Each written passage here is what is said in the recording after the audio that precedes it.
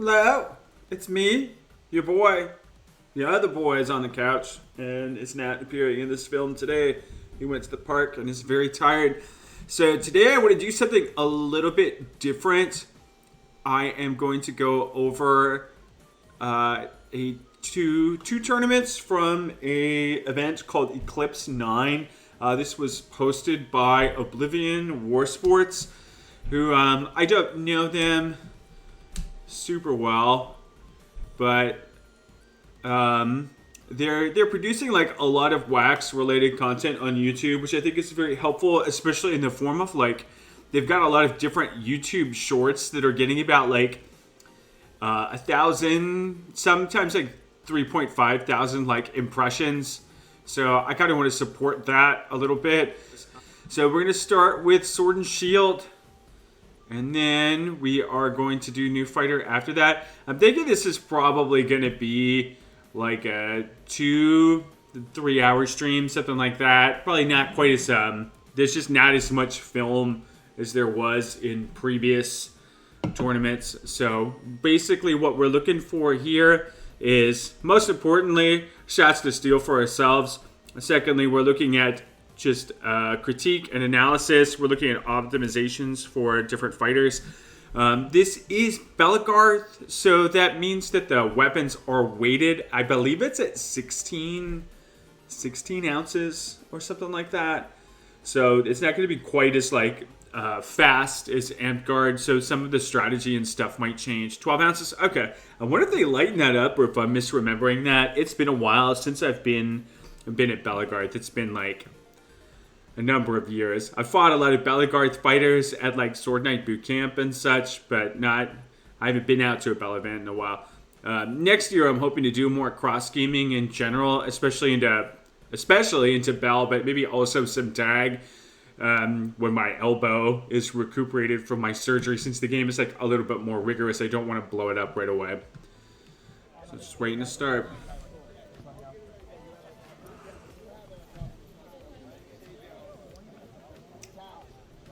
I do like the clearly, there's no captions for this.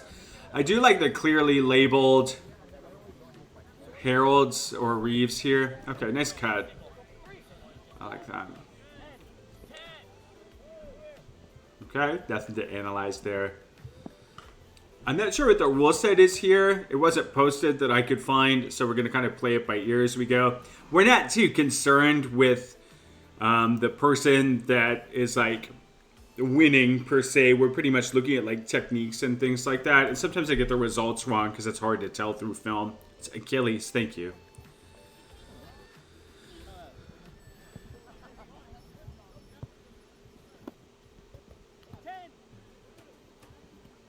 I think this must be a pool. Yeah, I think it's pits. Okay, that's great. So I think what I'm noticing right off the bat here, Small Punch Demon right here. Hello, PG. If you guys were to drop your LARP names in the chat so that people know who everyone else is, that's always helpful too.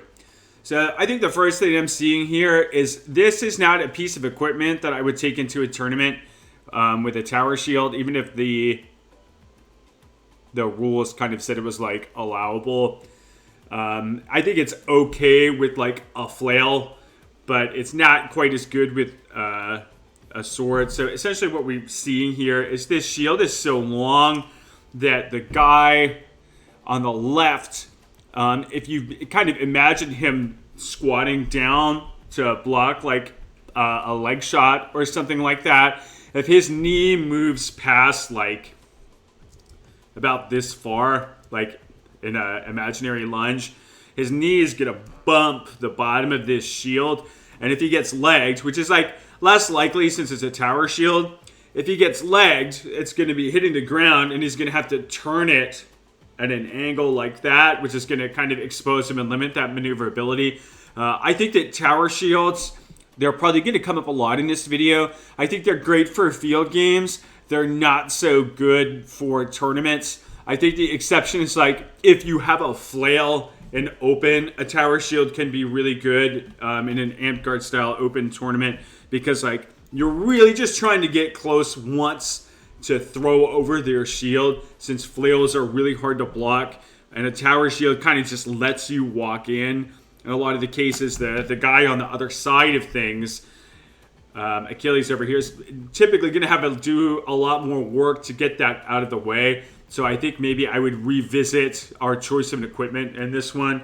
But Achilles demonstrates a really good, I think this is just like a squat for a shoulder wrap fake. So if you're working on your shoulder wraps in the audience, I would take a look at this. It's just, it kind of squats down a little bit. Let's see here. I think Achilles lays their sword flat too. See that? How they went up, down, up, and over. And I think what works about this is there's like an initial pump up that gets them to think the fake is over. The second shot, the second pump where he squats down, is kind of like the real fake. So normally the sequence is like fake, get hit, and then a double fake, which is basically what Achilles used here, is like fake, fake again, hit them again, hit them for real. And that can be confusing sometimes. The other issue is like this looks like it's a wood core shield here, so it's very heavy, right? So if you move it out of position on accident, it's going to have like a long time, a long recoil time to get back in the right position. So it's going to be a little bit more vulnerable to like up-down fakes like that. But I think Achilles did that super well. It was just down, up, yeah.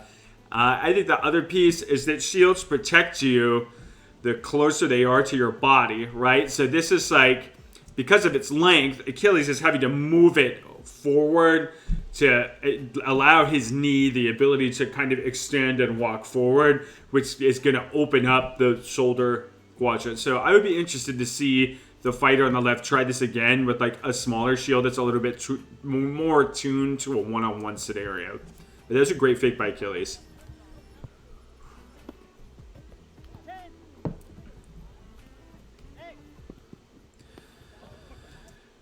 All right, we got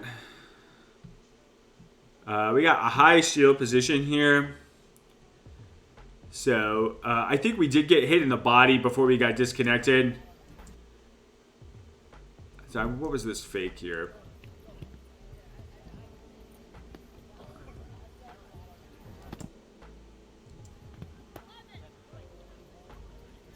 Looks like the shoulder wrap landed too. Okay. What I like about what Achilles is doing here is when they fake, they're not just like pumping with their hands. They're really rotating their shoulders around to really sell that attack coming in. That looked really good. I think that's important with the weighted swords where you have like essentially they're not quite as tappy as Amp-Guard weapons are, so they're harder to accelerate. So if you're not actually accelerating your sword, you definitely need to rotate a little bit more to sell that fake. Whereas in Amp-Guard, some of the time, I think that this level of fake would probably still work very, very well in Amp-Guard because it's done with your body, but some of the exaggerated body English reads as fake if you don't actually need to accelerate your sword to the same extent.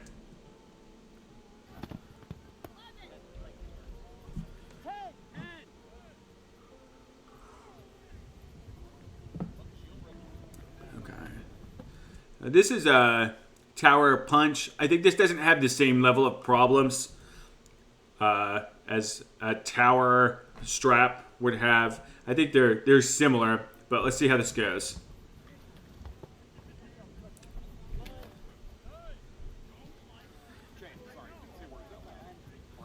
Okay.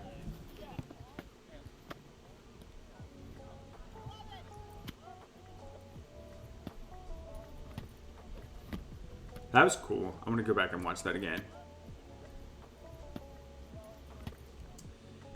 That was really neat. That was a cross, loop around, and a backhand as a wrap. I think that is kind of hard to get that angle that maybe Achilles thought with like this shield. You can see this action, by the way, that I talked about with the previous tower shield, was how since we're legged, this shield had to kind of rotate out, which makes it a little bit difficult to maneuver the shield. I think is one of the reasons that you want a smaller shield for tournaments. But this shot was really cool. Let's see, I think, so it's right here. That was pretty cool. I think that was, okay. I thought that was a backhand to the shield side shoulder, but it looked like that was a backhand to the sword side shoulder. I think that's definitely a stealable shot there. I really like how that looked. I think we have like a lot of exposure here in the arm, but I don't like see a way around that. I think it's a fast fake. This is acceptable. And this hand position, this looks a lot like a cross side block for house guard, right? So this sword here would have to go through Achilles' sword to get around anyway. So I think that this is a great way of attacking this, and it's like a very unexpected angle. I definitely want to play with that a little bit. That looks really fun. I think we're going for dead leg there. That was a good pump. It was a good pump fake to finish that off. Good editing.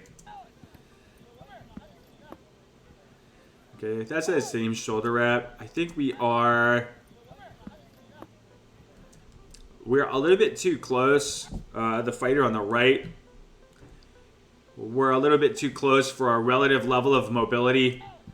We want to stand back just a little bit more. You can see how they kind of start to try to back up, but don't have quite enough spring to get there. So if you know that someone has faster footwork than you, and you want them to come in and open up on you, it's okay to like hang back just a little bit further to see if you're able to like entice them to over lunge and over commit on the approach. It looked like our plan was defensive. So I think that this posture here, this is one that I think everybody should look into. Oops, their own fighting. It should look for this posture right here, right? So when our sword is up, so when the sword is pointed straight up, you don't have a guard anymore. I thought that this was going to be going to turn into like some kind of chop. I don't really see a way that a vertical chop coming down is going to work here. So I think this kind of reads to me as like I need to play defense and guard, right? Because the shield also moved up. So my advice here is the angle of this sword needs to be slanted like this so that you have a complete topside guard. So you always want to watch for that like vertical defense fault. Like vertical defense in LARP is like not a defense. I don't think it would be a defense in like lifesteal either, because there's just plenty of ways for Achilles' sword to just come down. You can see come straight down and slot the shoulder. They could pocket stab pretty easily here. They could go out around and hit the exposed forearm. Like vertical swords, you don't have defense if you have vertical swords. So you want to reset to a diagonal guard to try to complete your house. Yeah, I think that was defense, or they were hunting for a counterattack and just didn't find an opportunity. We got that shoulder wrap again.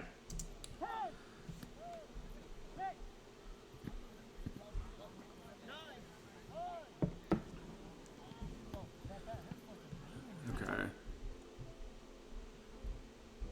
I'm not sure if this shield in the back, if this is like a punch or a strap. We'll probably find out in a moment. I'm not sure how I feel about this being back and ready for a stab. We'll see if we play off it. I could see if you want to like try to pump a keyhole stab into money or a shoulder wrap. That makes total sense to me to kind of like lead off with that. But I think if we're going to do a raw keyhole stab like this, we don't want to start out in this position. But let's see what we do with this.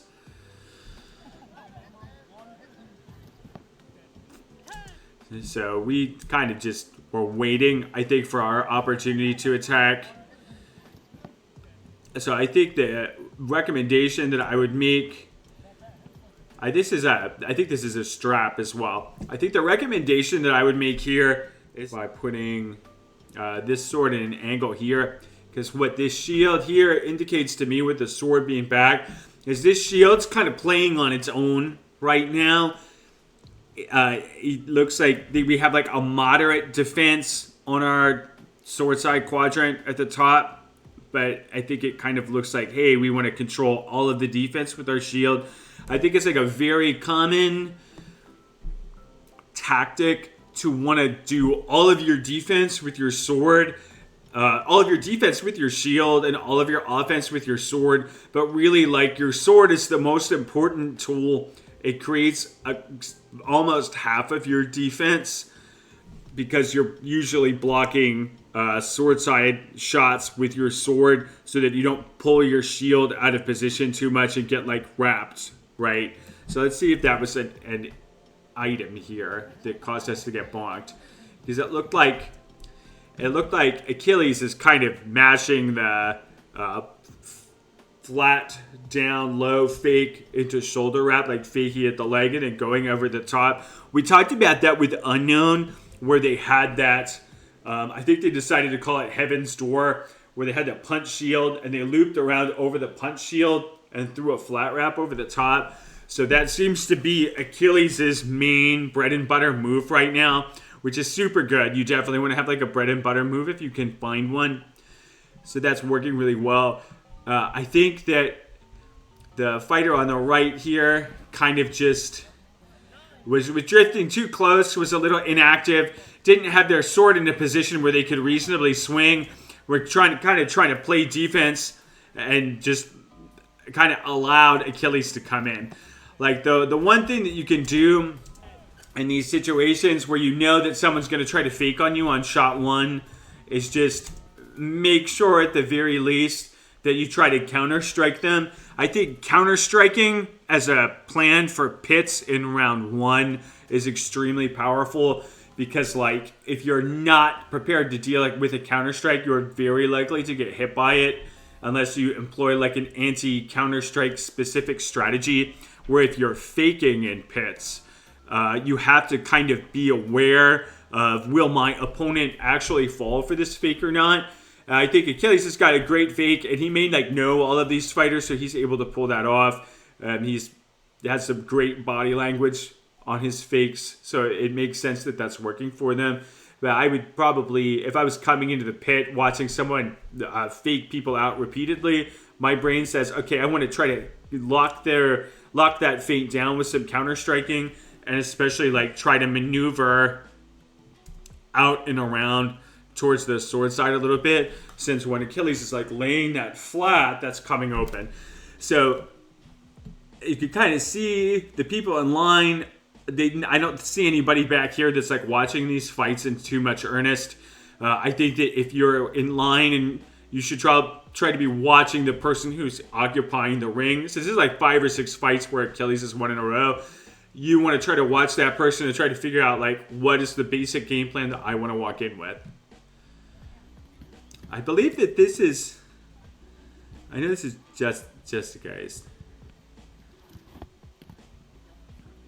Is that Thresh?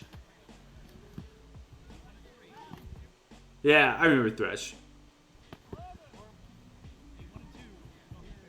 Are they?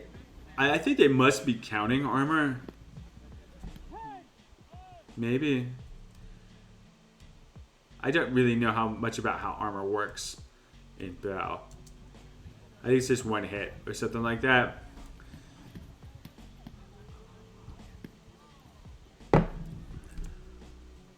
Swords are super long.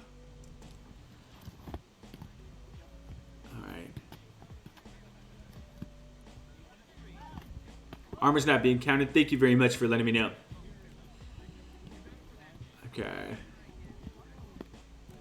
This is not the level of footwork that I'm used to seeing from Thresh. I fought them in the Crystal Groves tournament in February, and they're absolutely burning some turf. I'm wondering if maybe this is a little bit later in the event, so we're having like a little bit of exhaustion or something like that. I think that we are feeling a little bit too safe behind our large shield here. We're getting a little bit too close and not making our opponent come to us very much. And we're not circling the way that I would expect Thresh to. There's a little bit of lateral movement here. It's pretty good, but I think like this sequence right here was fairly linear. We could add some lateral movement there. I think the main thing is Thresh isn't really creating any pressure through his offense right now. He tried to create some pressure with his lateral movement, but I mean, lateral movement doesn't kill anybody. It just sets you up to kill people. So we definitely needed to throw some safe crosses in there. I'm wondering if this shield is so big that Thresh does not feel confident swinging past it without opening himself up. I would drop a size. I feel like if you want a heater, I feel like Achilles' shield is like the perfect size for a tournament. This feels kind of too big. I feel like we're losing our ability to dark side, which is really important for punch shields. We're losing the ability to kind of like swing past it very well, so we're not able to establish very much pressure. But if we had a smaller shield that we're more confident that we can swing past, we're able to take like a lot of safe shots from the outside. So if you can see, Thresh does a pretty good job of establishing some pressure with lateral movement here and using it as a component of their defense. I think they are capable of doing a good bit more. It might be later in the event, later in the tournament or something like that. But the thing is, if you're using lateral movement to create pressure, you still need to couple that with safe shots to make sure that your opponent doesn't get the time to plan or create an offensive plan of their own. So I think that's my input there. Okay, left hand punch.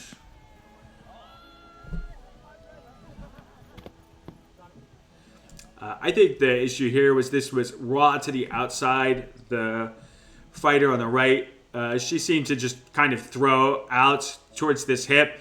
That's the basic lefty bread and butter. But you need to set that up first with a little bit more context, like safe shots to the hand. Circling can help a lot with that. Pump, stutters, fakes. But this looked like she wanted to just kind of throw it looked like more like for the leg than the hip. But we threw raw to the outside, and I think that our defense kind of drifted out of position there. And that was kind of what got us bonked on that piece.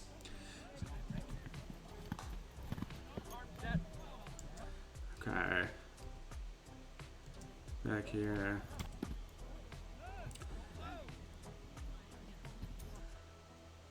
This is like a two-handed long sword with a shield on the arm, I guess, which is not, I guess it's like technically sword and shield. I guess Bellegarth runs this differently than I might.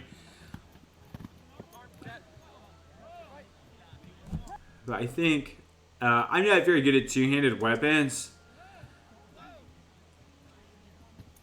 I think like the main consideration that I've got here is it feels like Achilles kind of lucked out a little bit.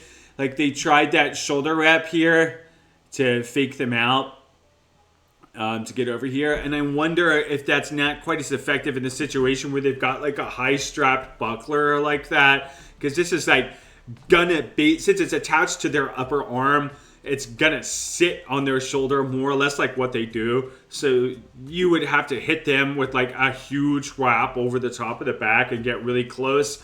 And I think in that case, I feel like I would want to draw a shot first and kind of treat this two-handed sword like it was a polearm.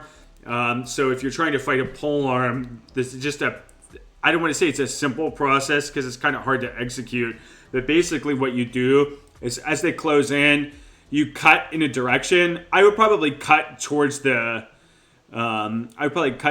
shield myself to try to open it up a little bit better because they typically like overturn a little bit. And then you press in, and hopefully like when you get to this point, when you've moved around, right before you cut in, really hard. Essentially, you're trying to entice them to throw a shot, and then you just basically counter strike that shot as you close in, or block the shots as you close in and kind of throw on them when you're a little bit closer. But this felt like Achilles kind of treated this like any of the other shields that he's fought, and I felt like it was good. It was good from the sense of like kind of mashing it out a little bit and just getting some crosses in there after he had control of the two-handed sword. I think I might have just like operated that a little bit differently. I don't think that this two-handed sword here, you have to correct me on the rules for Bellegarde, I don't think it's going to break shields in this context. I think they do run shield breaking in tournaments, which I am morally against, but it can be like an interesting mix-up. I should say philosophically against. Morally against is a little bit steep. I'm philosophically against that because that feels like a roleplay component to me.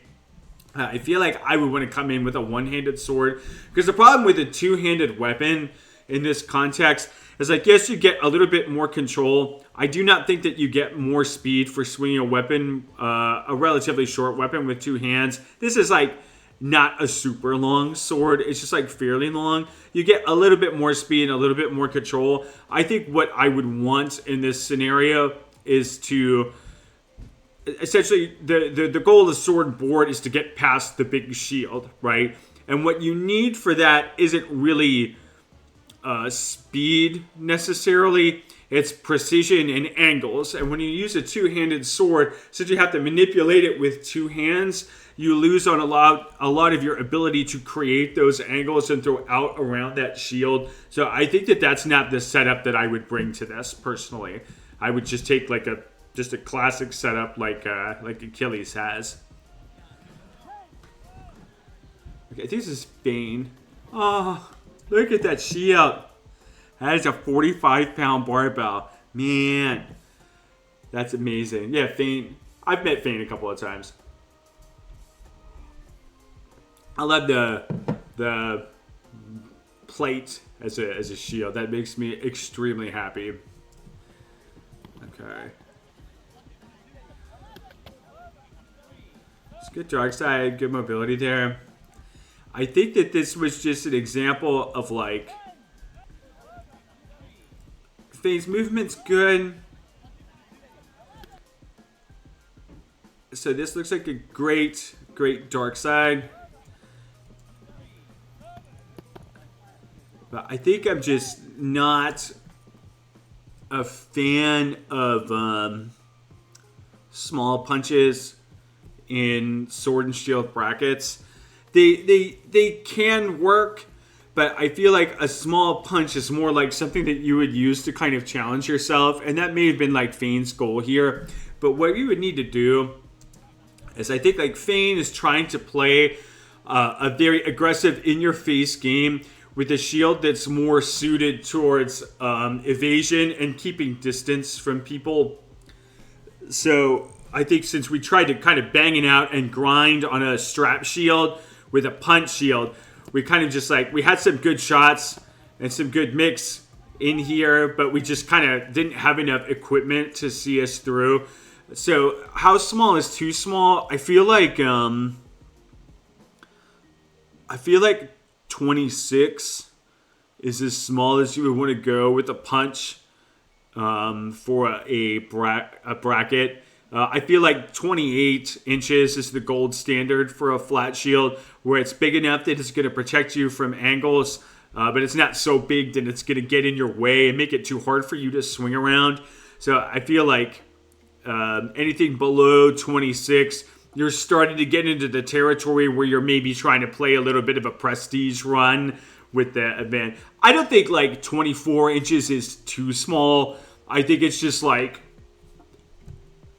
I think after 26, a person is kind of like trying to trade for more mobility and tricks than they're like really gonna get. I think the extra 2 inches of shield is really helpful for cutting off angles, and it's really can save you a lot of the time, like when you're close, like Fane got here.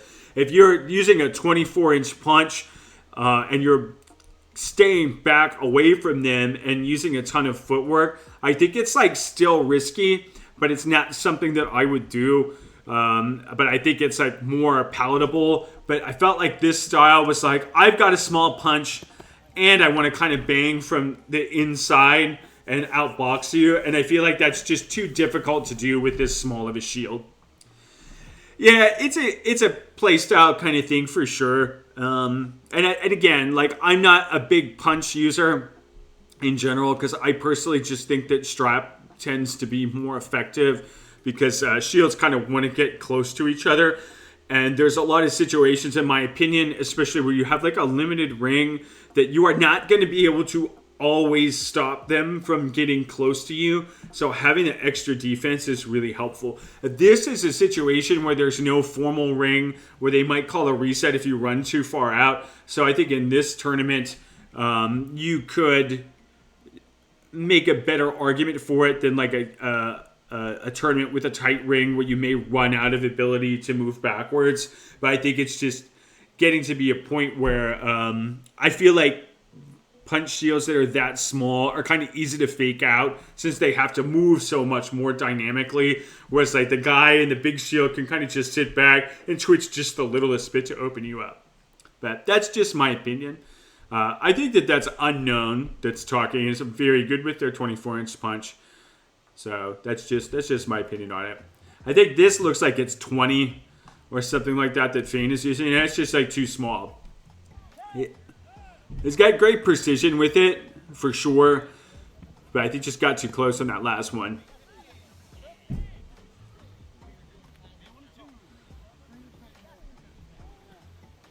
So this position, okay, this is a lefty.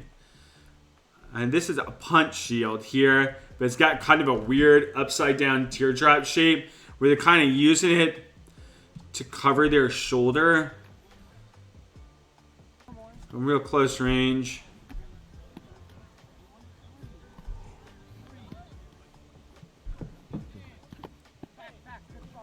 Yeah. So this is not the right shield for what this person wants to do. So the first thing to consider in a hand match situation like this, the first target is usually not going to be the shoulder. If you're a lefty fighting a righty, the first consideration that people are going to take is they're going to be their hand. So you need to be a little bit more careful. You want to kind of stack your defense a little bit more towards your sword side as opposed to like trying to cover up this shield side so diligently, because that's like not the threat area and that's not typically where people are going to go.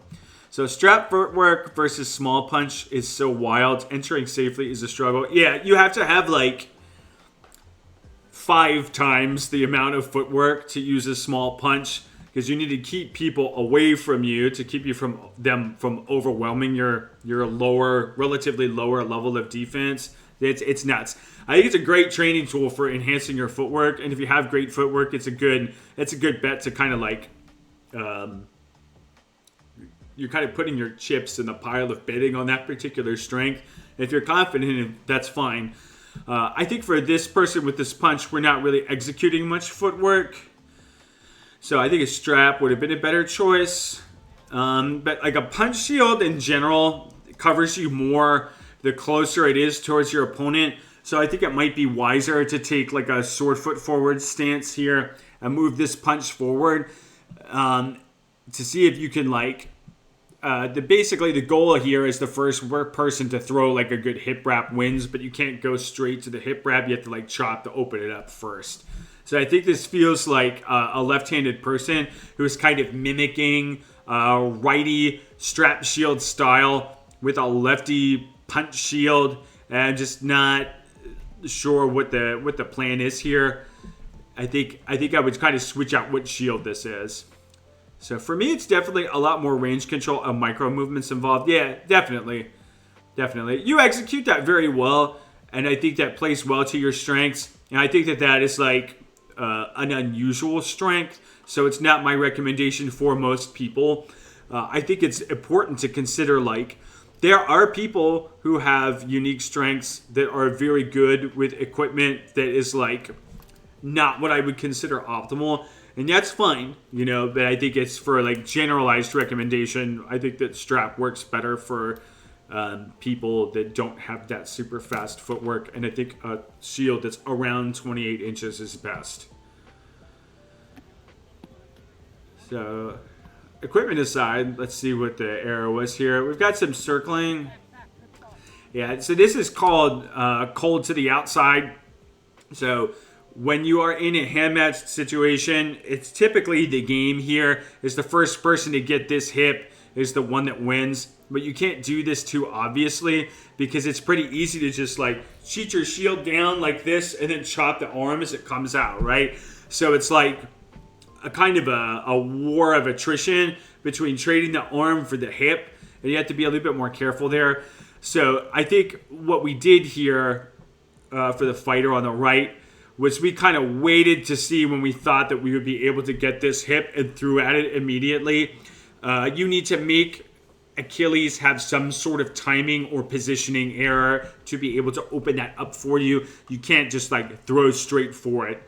I think that there are definitely a lot of people that you can, and this is like one of the problems with being left-handed that people don't talk about a lot, is that most right-handed fighters are so confused by the left-handed fighter holding their sword in the wrong friggin' hand that their brain just does like nothing and they lose for free, essentially, right?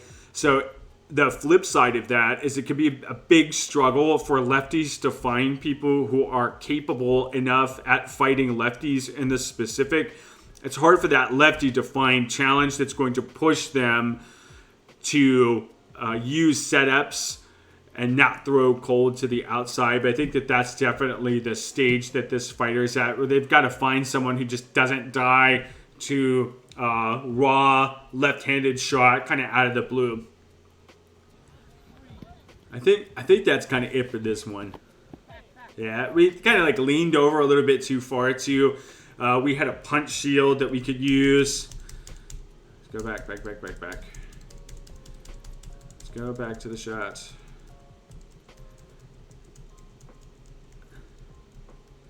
Okay, so this was where our left-handed shot kind of came in, and you can see that this shield over here is still trying to kind of cover this shoulder, and they're only really moving this shield forward to cover this arm after they've kind of already been struck. So this kind of needed to happen in the opposite way, right? Like this is the thing that we need to cover first if we're going to be aggressive, and then the shoulder is second. You can see how they kind of like at the end they rocked that shield over, but it was just like too late. So the other thing with using a punch shield is you really need to cover your sword arm first and attack from max range, and not try to kind of close in deep and use it like a strap shield. You got to maintain that distance very carefully.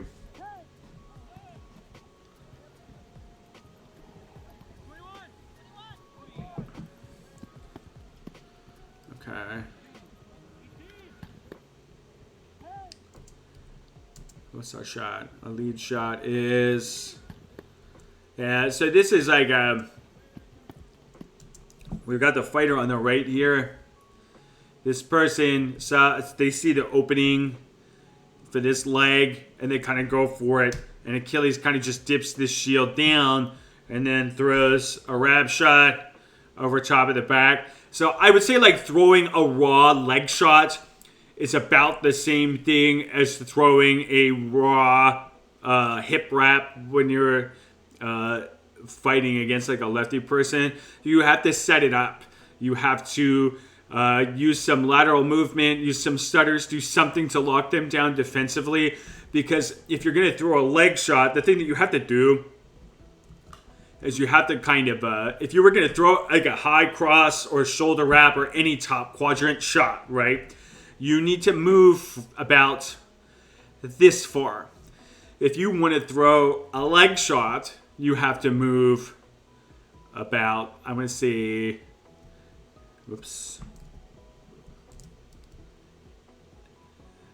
this far, because the things that you can reach are shaped like a circle, right? So like if this is our range, And the center point is this person's shoulder. So I'm going to try to, about this big, right? So this is like, if you imagine his arm being able to rotate 360 degrees, these are all the things that he can reach. Realistically speaking, what he can reach and actually attack is more like a cone, like this, or maybe kind of like down here.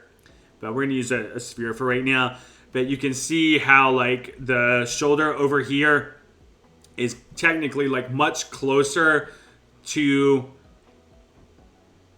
the sphere, the edge of the sphere, than the leg is, right? Like the distance is this far for a shoulder. It's this far for the leg. So you have to over close. So if you over close, a lot of the times that can lead to people throwing over top of your shield since you've gotten too close, or backing up and throwing money, or stepping out around you and throwing a hip wrap. So you need to make sure that you take that close position a little bit more safely and not just throw raw leg shots out of the blue as a lead. Like you can use like lateral movement to set it up. You can use fake stutters. You can pump, catch a block, and then hit them in the leg, but you don't want to just throw raw low quadrant shots out of the blue, because it's just going to get you killed most of the time against someone who's good. And same fake again. Do you think there's a big danger to throwing your bread and butter so often in pits to start fights like Achilles has done? No. Yes and no. I think that there's a level of investment that a fighter has to make before they can make a decision that's like, okay, they're gonna pump low and throw the shoulder wrap, so I'm gonna block that, right? It's one thing to know that's going to happen. It's a whole other difficult thing to act on that observation. And I think that you have to be at a pretty high level to be able to do that reliably, because fakes are just, especially like fake, I think these look like fakes for the leg in a sport where like the line fighting is like a lot of leg shots and stuff like that. So it feels like for most of the line that we've seen, that's not going to be too much of an issue. I think we saw in the fight with Fane that they kind of didn't... They were at that level where they could capitalize on an observation like that. I know that PG probably could too. But like most people kind of just can't do that or won't put that together, that they open up that way all the time. And the other piece is like... you can play that against people too, where if it stops working when people are commenting on that stuff, well, now you have an expectation, right? So if you're like, okay, well, Tato's in the line and Tato's smart and Tato has seen my pump to shoulder wrap, so he's not going to do that. He's not going to fall for that, right? Well, what you can do is pump down, pump up, and then money me, because my shield's going to be like up super high. So it's just more about like understanding the layering effect of like, what is my counterplay to A? What is their counterplay to A? What is my counterplay to B? What is their counterplay to B? So if you just think about that carefully enough, I don't think it's a problem to have a bread and butter shot to deal with most of the line, and then kind of riff off of that for the people that are able to make those adjustments on the fly. I think it takes a number of years before people are able to actually make those adjustments from those kinds of observations. I was too busy going for draw cuts and dancing in line. I'm pretty sure draw cuts don't count.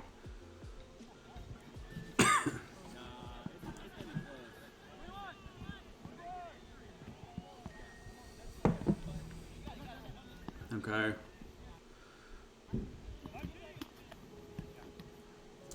So this stance, I think why this happened here is this person on the right, their stance is leaning too far forward. So our weight is kind of pitched this way on the front foot. We want it over the middle of our feet, so we need to lean back just a little bit. So you can see this within a couple of fights. We'll slow it down, not much, but a little bit. And you can see how they are starting with this forward lean. I think the intent was to get closer to those legs to try to hit them.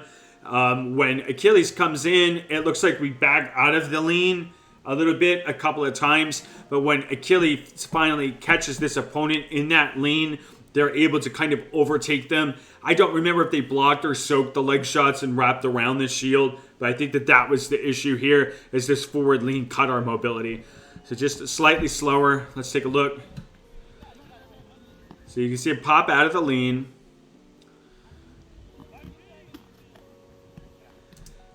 They took the lean to throw that leg, and then Achilles just kind of crossed him in the body, right? So this is one of the reasons why you kind of don't want to start with that forward lean.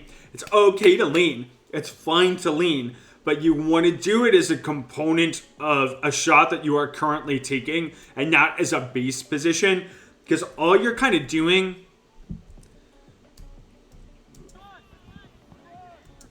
all you're kind of doing here is you're starting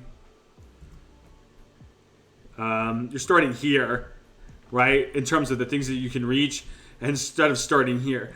If you want to start here, just take a step forward, right? If you take a step forward and you have a neutral body posture, you're a lot more agile. You're a lot more able to change directions and cut to the side if you need to, or retreat if you need to. And you also have the ability to lean to put you right here instead, right? But if you're starting here, you can't lean forward to take any more range. You're already there.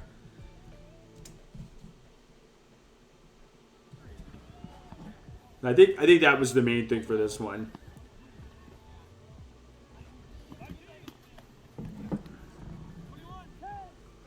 I think I'm kind of seeing a theme of people wanting leg shots a little bit too much. Leg shots are great. They're not something that you kind of start off with. You want to take a leg shot against a competent opponent when you know that they're going to make some kind of positioning error, and not just like out of the blue or as a lead, because you're closing through a different other zones where you can already be struck in locations that will kill you, as opposed to like getting wounded. Oh, I love this gap. I think this punch shield is a little pizza. He's got his chef hat on and an apron. Hell yeah. I love that. Okay. I worry about the catcher mitt style of punch shield. I'm getting my wrist bent backwards. That frightens me a little bit. He's got like it on the front. He's got it on the front of his shield. I think like the temptation here is no one wants to ruin dinner, so they're not going to like smash the pizza. But I feel like in a weighted sport, I would not want to hand block in that way. I think the advantage of this for a person would kind of be if you're really used to single sword, you kind of don't have to learn a second style for this, right? It's going to work exactly like a hand block. Understandable, probably suboptimal. As you can kind of see, like Achilles just patiently walks forward and whacks this dude, because the shield is just too small to cover him, and we're not using the footwork in the way that we need to create the defensive coverage that shield is lacking, right? So we're basically walking into a sword and board tournament with one sword. So I would definitely either step up the footwork and the range control, but I think it was more likely that we should just get like a kind of a larger shield. I think this was the same guy with the two-handed sword. Okay, we're going into a spiral filter. Yeah, I think this is the same dude.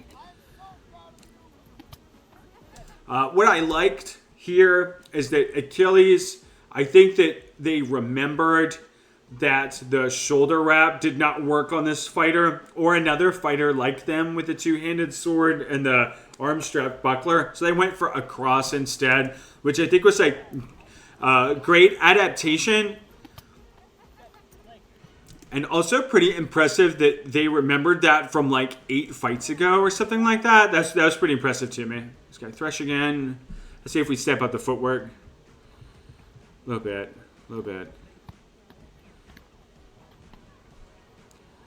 Yeah. Okay. Exchange of legs.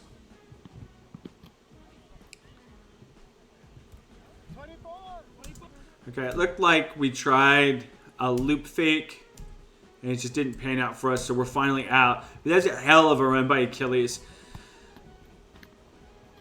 I like the safe shot into the fake, and then the strike. That was good. I think maybe we just didn't have enough lateral on the money shot here.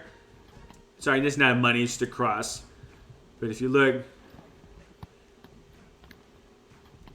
wasn't quite a fake either. It was just a chop, like a wrap over top. I think that would have been better as a safe chop up and then money, because the safe chop sensitizes people towards trying to defend themselves, so it can make your feints more likely to work if you throw a safe chop on it first. I think we lost too much time trying to wrap over the shoulder. And I think that for that cross, we needed a lateral step in this direction for it to work. I think from Thresh, I would want to see more control with the sword. I feel like we're trying to let our big shield do too much of the work for us, and our feet do too much of the work for us, where like the sword is like kind of not projecting much of a threat until Achilles has already gotten close and taking a couple of shots. I feel like some safe shots from Thresh to the shield or the sword hand would be a good way of like establishing a little bit more pressure instead of kind of like trying to react here. So I think I'm not...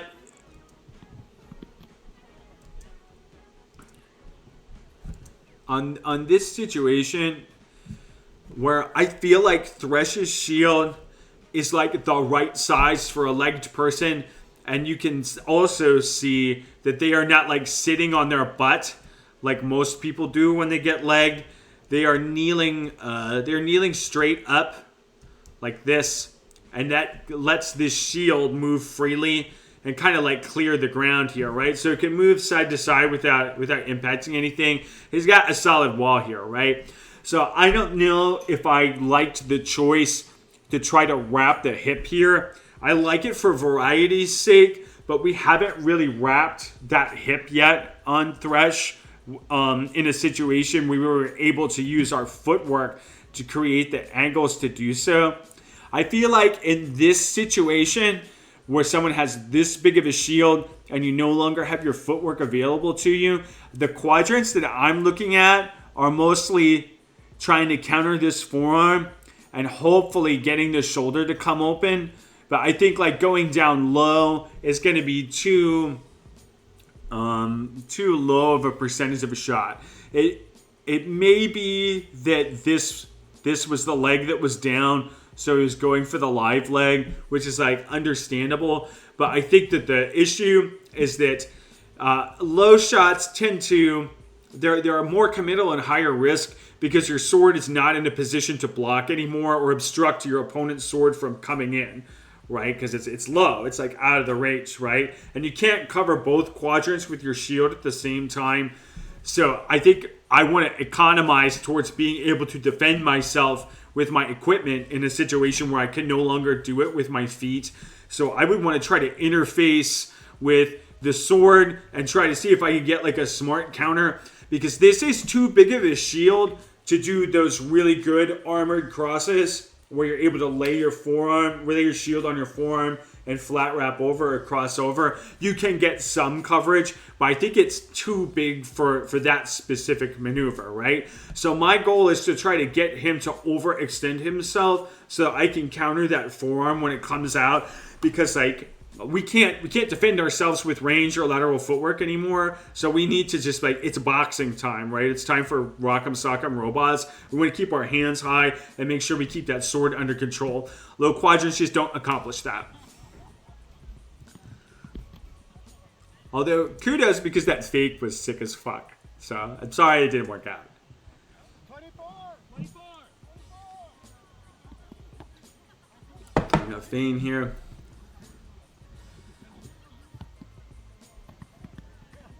Yeah, I got moneyed. This was too close.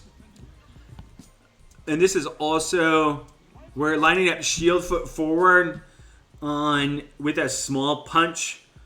which is like not what we want to do. We want to be sword foot forward with a punch this small so that we can maximize our reach and keep our low quadrants protected by using our range. I remember we saw the sphere of the things that you could reach and how you have the longest reach at your own shoulder level. And when you aim down towards people's legs, your reach actually decreases a little bit. So you need to get closer or lean forward, both of which expose you more towards your opponent's like shots counterattacking you, right? But I think being shield foot forward with a punch this small is kind of like trying to say like, I'm going to beat you. 1 second. Sorry, that was a wellness call for my neighbors. Like that was the cops knocking on my door. So I wanted to make sure that I got my dog in the crate and addressed it. I guess that there's been some arguing or something in there that the police were worried about. There's like 2 of them out there. They were nice and friendly though. I just wanted to make sure that my dog was sealed away because cops do not like dogs. That's a good boy. Thank you. Sorry for the interruption.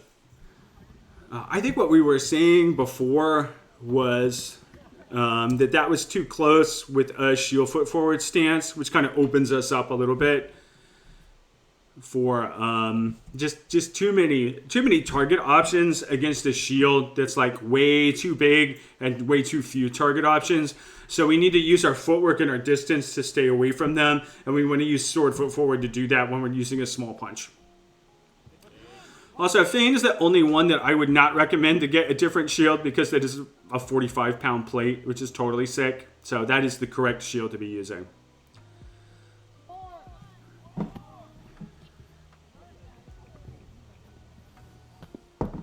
Okay, left-handed. I didn't see if this is a punch. Okay, it's a small punch. I think that this is probably the minimum size punch that I think that would be effective for this scenario, so that's smart. I think we are sword foot forward, which I think is smart. I think what we had here was Thresh was very patient, absorbed a couple of shots, got really close, and then kind of just wrapped around him. So what we needed to see from the fighter in purple was we needed to see them retreat probably laterally around this way to avoid that close. A good time to throw a leg shot is when people are trying to rush you down like that. It's like a counter strategy. I think it is a little bit harder to throw that leg shot in a hand match situation because when you put your arm low, it's very likely that they're going to try to just like chop it off when it comes out, right? So that's tough, I think. It's probably like a tower shield feels like in a hand match situation it would be a lot more difficult to deal with because the angles feel much worse and they feel very plugged up by that huge shield.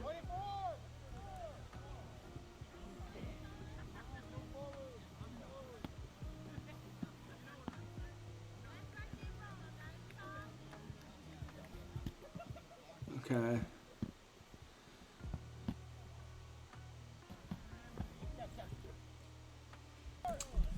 So let's just again. I think the main thing is we've got raw outside shots, no jukes, no stutters, no feints, just kind of trying to spam around to the outside. So one way that you can make that work is essentially, and I liked that these shots were high because the high shots tend to jam up someone's sword a little bit and keep them from being able to throw back at us, right? So if you kind of monopolize that side, you can kind of get in by throwing the same shot repeatedly, but you have to power that with your footwork. So we can see some attempts here where we've got our left-handed fighter is kind of rotating out around this way, but I think that we needed to beat... we needed to try to beat Thresh's level of footwork there. I wouldn't say his defense is horrible. I think that the equipment is incorrect for this. I think where I would have positioned the shield was to try to protect the sword arm a little bit more, and not worry about like the shield's shoulder so much, because it doesn't look like Thresh is too interested in crossing over there. So it's like, if your opponent's not interested in hitting you in a certain quadrant, it doesn't really make sense for you to have your punch shield in that quadrant covering it, unless you're like worried about it coming or something like that, or trying to bait them to go to an open quadrant. Also, like, I don't want to call anyone's fighting like bad or horrible, because it's like people exist at different skill levels, and like saying that something is like bad or of low quality is kind of devoid of details or an action plan for the fighter to be able to use, right?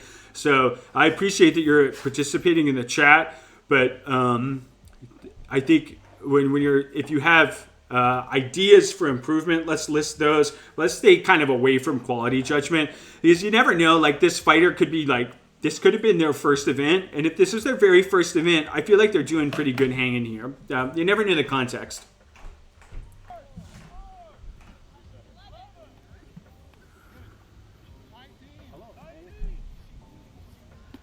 Okay.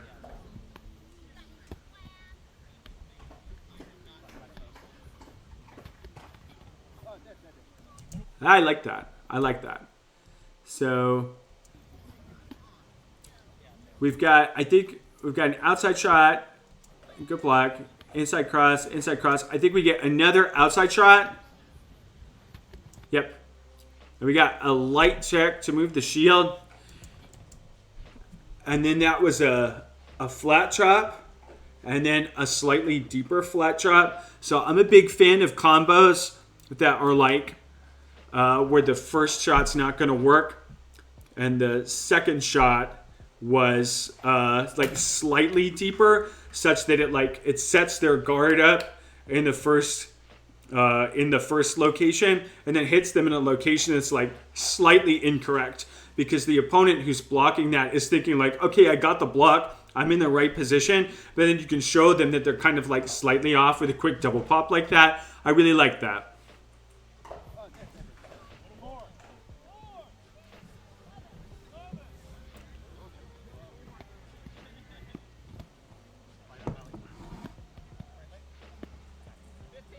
Oh, great shield work on this punch. This is a really good example of like having a bigger punch shield doesn't really inhibit your mobility that much. You can see this person throw some pretty competent dark sides around the rim of a shield that looks like pretty big, right? So I wonder if sometimes if like the desire to have like smaller and smaller punch shields is sort of like a comfort thing, more so than it is like an actual limiting factor. So we've got like a good low shot, dark side. There you go.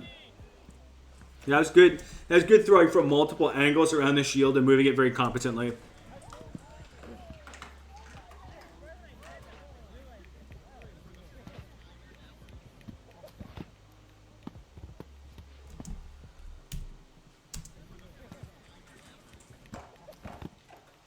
Okay, let's go back.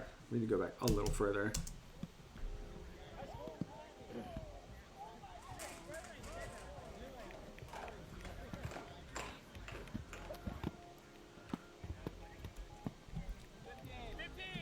This is good. I feel like this may be... It wasn't too many dark sides in a row. I think it was like an adequate number. But I think the main thing that gave us our win here is... let me find my... the main thing that gave us our win was as we drove in, we also moved out around, which was the thing that kind of gave us the angle that we needed to make these dark sides work.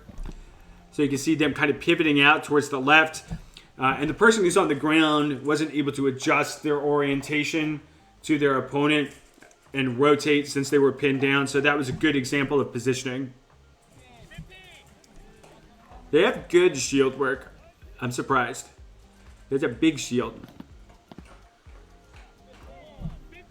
I think that was a double leg.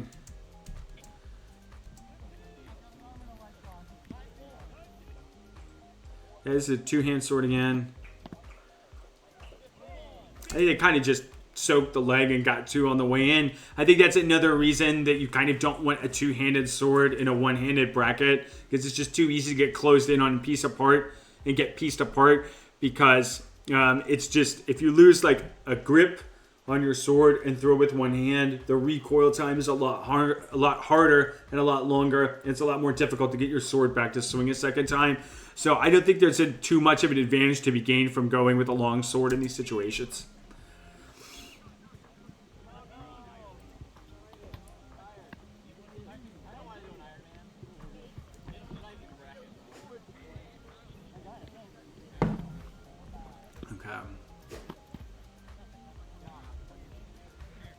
Okay.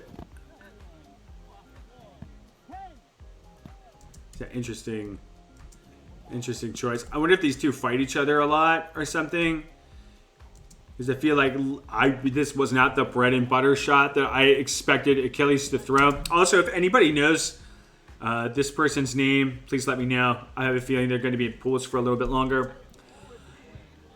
So I was expecting that bread and butter shoulder wrap, so I'm wondering if Achilles knows them or something, and that's why they elected to not open with that attack. I think I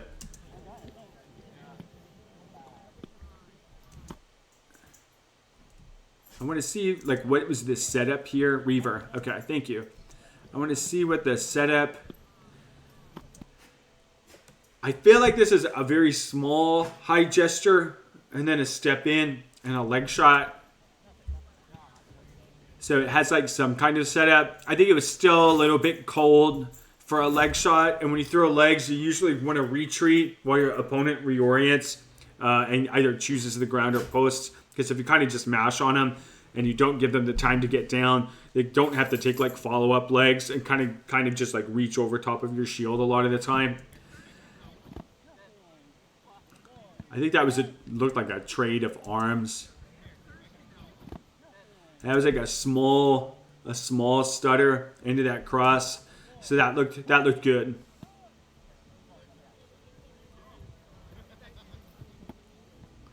Feint again. Oh hell yeah. What worked this? What made this work?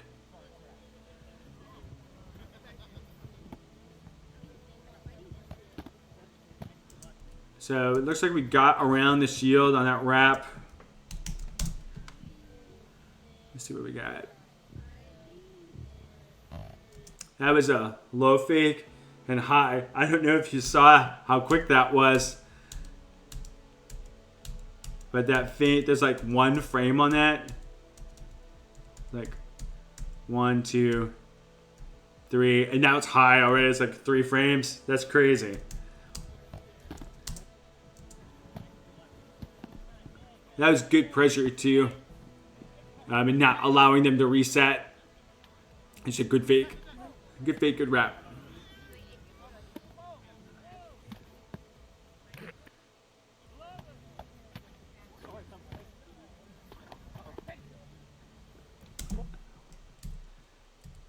Huh.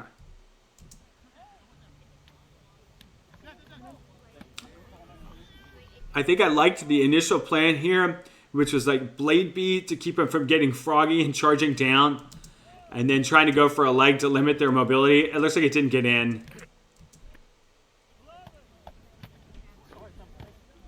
Good defense.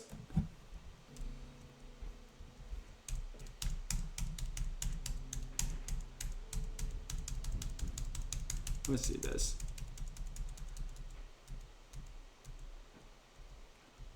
Okay. You can see, I was surprised. I thought this hit, but you can see this shield bending out like that.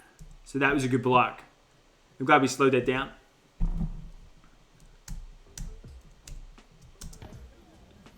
So I think when we hit that cross that didn't work, I think that Feint may have thought that hit. And I thought that it did too until I slowed it down. But when you're in this situation where you have thrown this final shot, you need to step back. Like, don't stay there and wait and see if they're going to take it.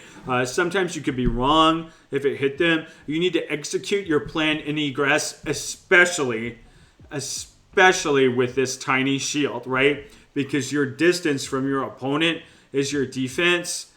You need to make sure that you are keeping that distance at all times, unless you are using that proximity to accomplish something. So that was a terminal shot on the end of our exchange. We needed to move out after that and reset position.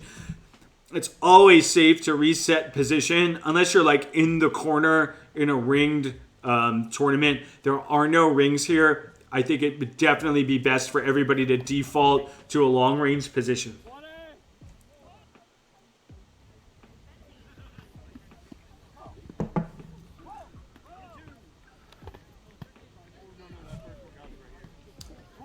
Okay, good shot calling here.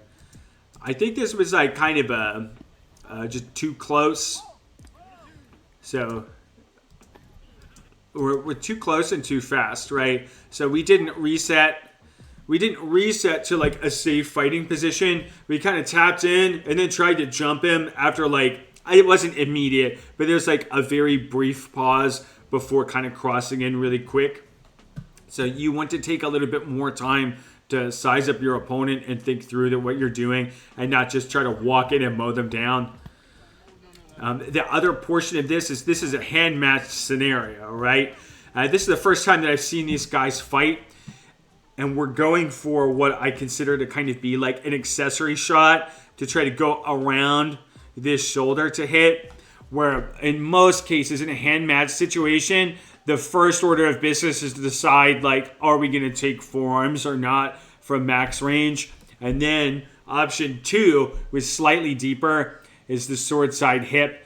And then option 3 is this shoulder across. Like, that's the most dangerous, reasonable thing that you can do in hand match sword and board. If you want to be completely unreasonable, you can try to hit this one. So basically, if I had to rank targets, green is forearm here. I think that yellow is down here. So we're taking caution when we hit this one. This shoulder is probably not. And then this hip is almost never. Like, you have to break their fucking ankles to hit this hip. But this is still down on our list of priorities pretty low. And we want to try to make sure that we interface with these easier, safer targets to hit first before we kind of dive in.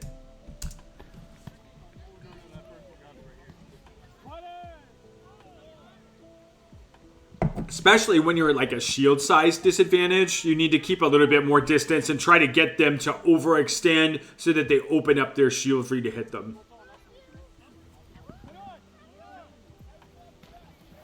Ooh, it's a spin shot. Love that.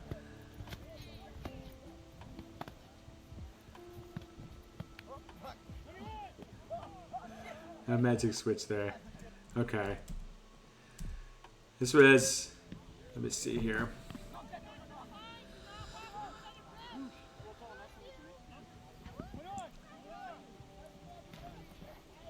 So it's kind of the spin was like a bid for the leg.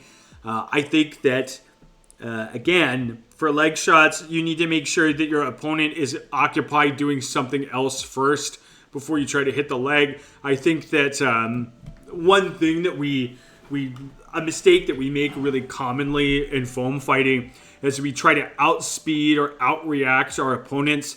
But when you hit a tournament level, like, no one really has such freakish reaction speed at the high level that they're reacting like way, way faster than anybody else. I think the best way of thinking about it is you're essentially in a double blind scenario where you're making statistical assumptions about the locations that someone's going to throw to. Like, you're very unlikely to beat anybody on just like pure reaction speed and suddenness. So that's just not that's not a place where I would like hedge my bets, right? I wouldn't hedge my bets on like faking or positioning or setting up the context of a shot and hitting them at a target they don't expect to get hit in. But I'm not going to try to like out reaction speed anybody. I think the spin there was just like a salient exit strategy.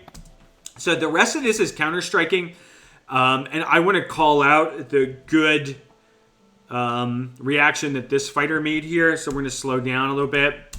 So there's like 2 or 3 counter strikes in a row. There's 1, 2, 3, and I think on the next one, or maybe the one after that, the Just a Geist person on the right, they stutter and then throw, and that's perfect, right? So stutter, throw. I think they didn't quite get their wrap around there, but that's great strategizing where they understood the timing principle that their opponent wants to use, and then tried to leverage that against them. So that was very, very good strategizing. So PG says COD semi-pro, 130 millisecond reaction time. I don't know if that's fast or not. I don't really pay attention to that. Isn't the average around like 180 or something like that? I don't know. I think there is like some natural bell curviness to reaction time, which is like fine, but I think it's just not a place where most people need to hedge their bets. Let's go back. And we just kind of got close and then beat up after we lost our sword. I think that was that arm shot and they dropped. Average is 200. You're going to have to prove that. If you're like, hey, I'm 30% faster, 35% faster than the regular person, you're going to have to prove that to me. And maybe that could be my birthday present. Alright, we're back. My adrenaline rush since the cops knocked on the door has faded a little bit, so I'm hoping that my analysis is going to be a tiny bit less stilted. Alright, let's get back to work.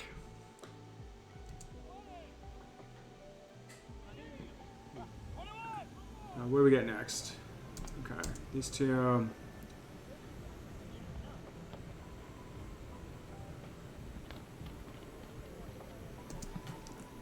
So this was fine. So we had a couple of shots from this position. I feel like I hear like 3 or 4. So what we need to do is we need to move out around this way. So this is just mashing right here, right? This is mashing the high cross button. We've got great shield positioning, which I'm very impressed with, given that this shield is like door sized, right?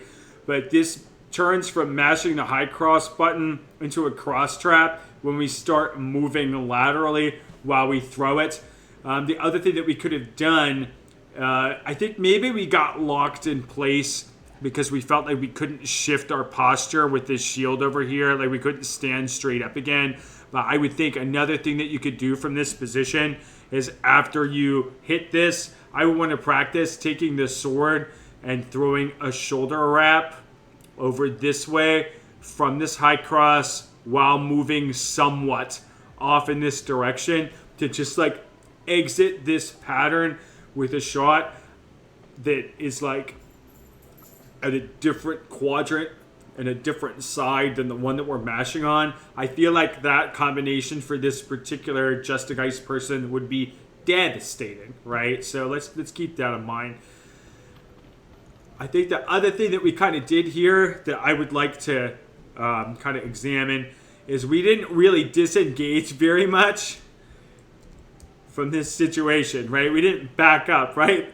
It makes me laugh a little bit because it really felt like they both kind of went into this cross position through 3 or 5 of crosses and then kind of just like looked at each other and are like, I'm done with this. Are you done with this? And the other guy's like, yeah, I'm done with this. Let's just stop. Like nobody backed up or anything. So I would add that like retreat into there when you're done with your combo, and don't just like hang out on the inside and wait to see what happened, right? It just looked like a mutual agreement that actually I'm sick of high crossing. I hope you are too. Let's stop. I think that's not quite what we want there.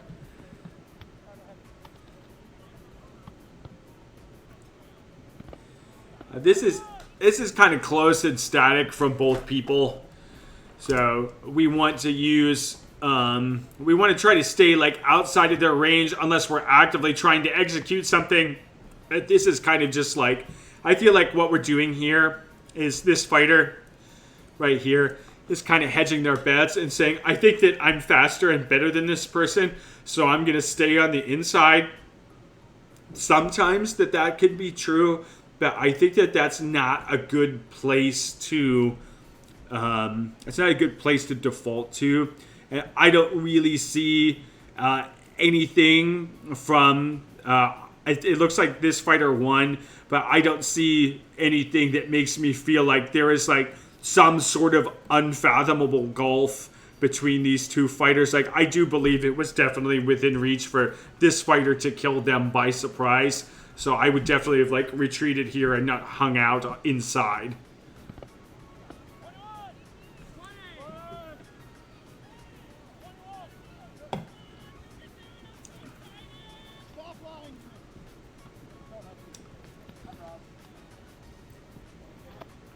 Yeah, this is much too close. This is much too close with the pizza shield. I love the garb and the setup. I'm loving that, but like this is too close. We need to be back like this far, and what you want to try to do is get this guy to press forward.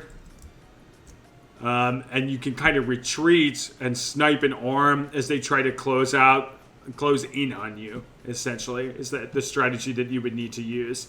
Because this shield position is kind of like, almost like this is a personal pan pizza, but what we really ordered was like an extra large, but we're going to use it like an extra large pizza instead. I'm sorry, it's personal pan. Don't order a personal pan shield, order 2. Because you're not going to get full on just a tiny, tiny baby pizza.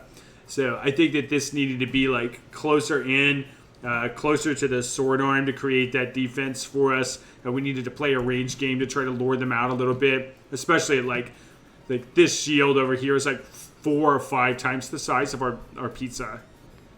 So we kind of just like, he got hung out in close and got mashed on. That's kind of what happens.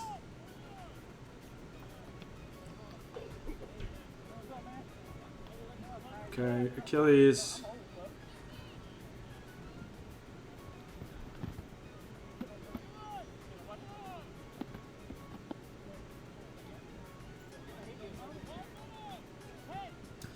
Okay, I'm surprised no shoulder wrap here. Or that we kind of bailed on that plan. I think we had kind of 5 shots. We had 5 shots to the sword side here. I think we could have definitely have gone to at least the shield side shoulder and maybe like varied our lateral movement and switched the direction that we're moving in to try to get an opening. I don't know if pineapple belongs on pizza. I've never tried it. I just don't really like fruit very much. It's not for me. It's like fine. I feel like fruit is great by itself or like with some yogurt or some whipped cream or something like that. But that's the limit of it. I don't like pie. I don't like fruit flavored ice cream. I don't like any of that stuff.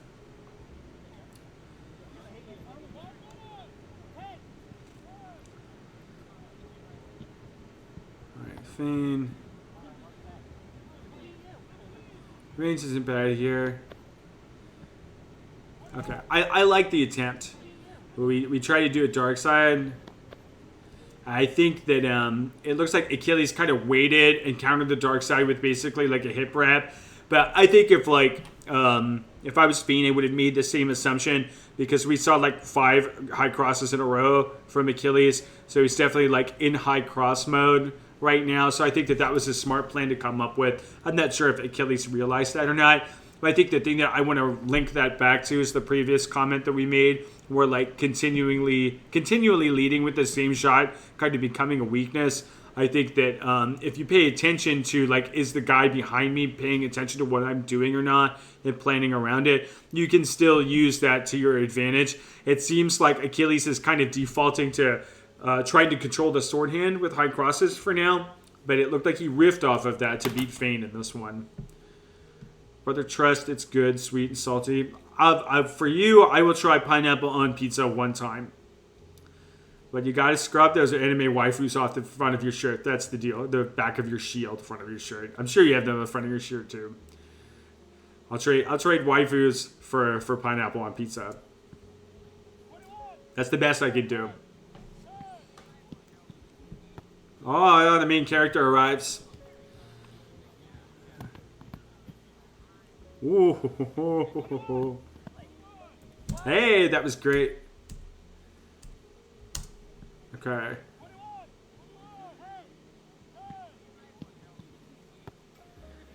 What do we got?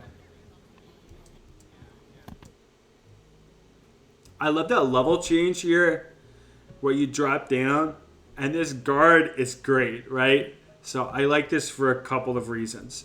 The first thing I like is we've got this level change down, right? Which means that these low quadrant shots are kind of not as accessible.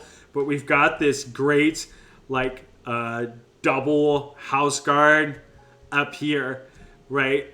And the best shot that you can take with this quick squat is like a downwards vertical chop of some form. But we have basically like double quadrant coverage on this move. I think you got the arm on the previous shot. And I like the quick pop there at a low quadrant shot. So it looks like you're kind of coming in and lowering, which I think I like. I like that. Like you're not just like kind of coming in low the whole time either. You're high on the outside, and you're like, we're fighting low. When you get to the inside, back high again, then low on the inside.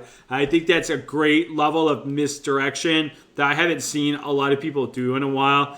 I used to do it more, and I do it a little bit now. I'm still sort of rebuilding faith in my knees from letting myself get out of shape. That's great stuff, and definitely something I want to play with a little bit more. Those are great level changes. Also, very glad that you took the softcore pornography off the inside of your shield, PG. I'm very proud of you. They grow up so fast. They grow up too fast. I'll try pineapple on pizza. I am a man of my word. I will do it.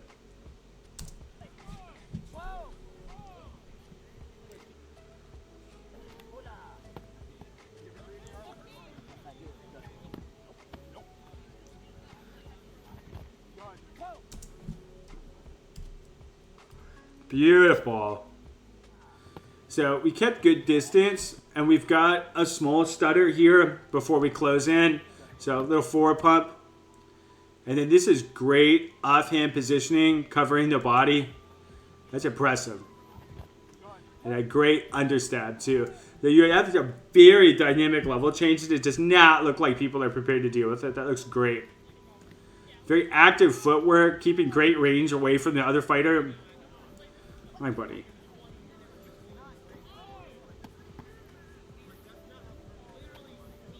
I like the preemptive blade beat there, because it looked like Thresh wanted to throw in laterally, and you just flipped your sword where his sword was going to come in and kind of knock it offline just in case it hit.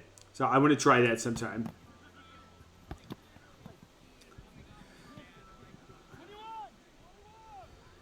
It says we're on an ad break. I think we're probably not. Just let me know.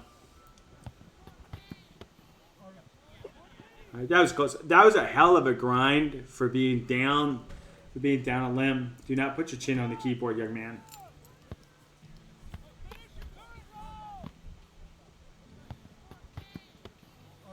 I think the main thing there was, thanks for letting me know. I think the main thing there is that you were trying to shoulder wrap. It felt like instead of paying attention to the context It looked more like you were shoulder wrapping to establish some like level of variety instead. And you want to be careful, because if you look back, there's just no shoulder opening here at all. Like you don't have the height. Oh my gosh, you like taco to shield, you freaking brute. That's definitely the best argument to put pineapple on my pizza so I can swing this hard. But there isn't really like, there's like a slight opening here, but I feel like this is so vertically difficult that I'm not sure that a shoulder wrap was the right call. But so it did come open momentarily, but it's just kind of like too high for you to throw out without like exploding up off the ground, right? So what I might think about doing is like, if they show you an opening at it that you're kind of like, well, I think maybe I can't reach that, or that's like low percentage because I'm on my leg, you can still fake at it to try to create another opening, and then get the shield to drift up and get the leg shot that you were going for, or maybe like an arm sniper or something like that. So I think you kind of have to think about like, well, I'm on the ground. Am I going to be able to actually reach that shoulder? Because they may not know that. You can threaten it without hitting it if you feel like it's not quite an option. So I was just brute forcing it, trying to force an opening because I didn't trust my shield blocks. Well, you had a 12-inch shield, right? So it makes sense that you didn't trust it. And I think that your explanation of the strategy being like, I know that I have weak defense right now because my shield is just so small. I mean, just contextually weak, right? Like, you're getting a lot of great blocks with your little shield. But I know that my shield, due to its size, is going to be a little bit weaker. So I want to try to put my chips into a bet on my offense. I think that that's still the right strategy. I think it was just the shoulder wrap targeting that I think was like not quite what you wanted there.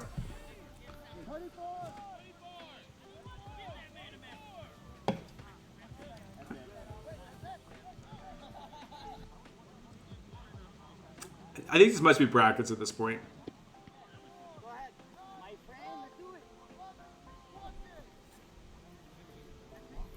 Okay, we'll get started. Let's see what this is. 11-12.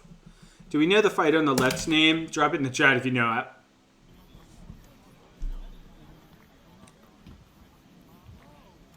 So good outside movement. Laws. Okay. So this is Laws versus PG. Good outside movement. Good range control. I like how Laws is not over-aggressing here, too. It's very easy when you see a small shield like that to just be like, I have a giant fucking shield. I'll beat you on reaction. And it's like not a safe bet in a tournament. So I think Laws' patience here is very smart.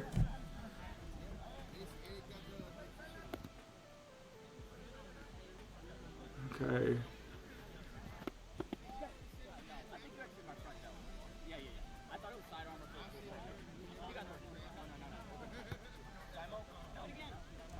I think it's not captured. I didn't hear all the discussion. It looked like that was mostly a simul, but I think that PG might have been calling his own shot late. Let me know if that's the result, if you remember it. But let's look at the technical side of things.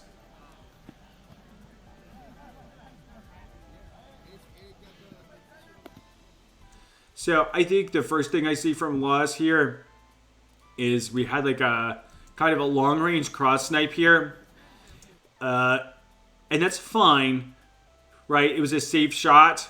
I shouldn't say that that's fine. I should say that that's good, right? You took a long range safe shot from a good distance away. That's good. I think shot two was like the same shot. I think what you should have done is stutter where your first shot went and go somewhere else instead, like a shoulder wrap or something like that. It's pretty clear that PG's kind of like on a defensive mode right now and isn't really counter-striking too much. I think they did try to counter-strike there, actually. So that may have been the reason why they wanted to throw that other shot, was to see if PG was going to like change his timing principle. And it looked like he switched from exchange 1, he wanted to just defend himself, and exchange 2, he attempted to counter-strike. So it's always a big deal, in my opinion, for people's progression, is that they actually change timing principles when they are fighting, like whether it's exchange timing where you're going to block and throw a counter shot, or counter timing where you're going to try to throw on beat 1 as your opponent is throwing and defending yourself. So I think that was smart for Laws to try to feel that out here. So I think what happened here is that before you broke plane, I don't know what broke plane means. It looks like you might have got hit like right before you started.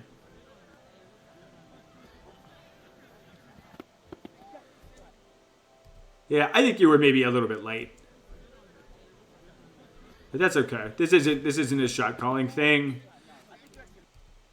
But I think what's going on here is that Laws wasn't quite ready for PG to jump him so quickly and close so much distance with the shoulder grab. I think that was very surprising. That surprised me too, right? Because a small punch normally doesn't want to like get in so close to you. So I think that was like kind of lucky that Laws got that.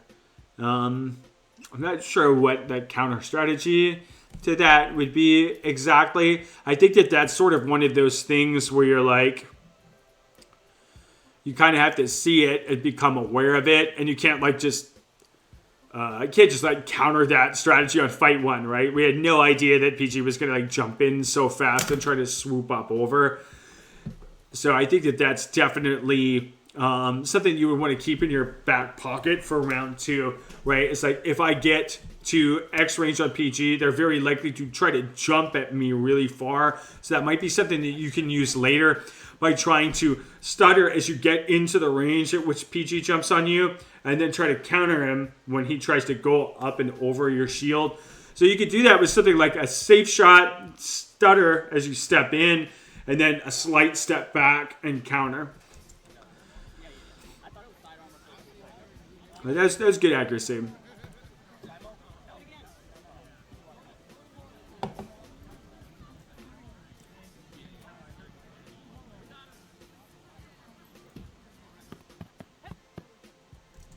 That's good.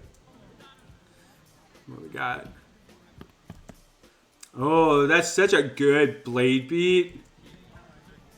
You hit it underneath and then crossed. Yeah, there's an underneath scoop and then chop and shoulder wrap and then just more stuff after that. That's pretty fucking sick.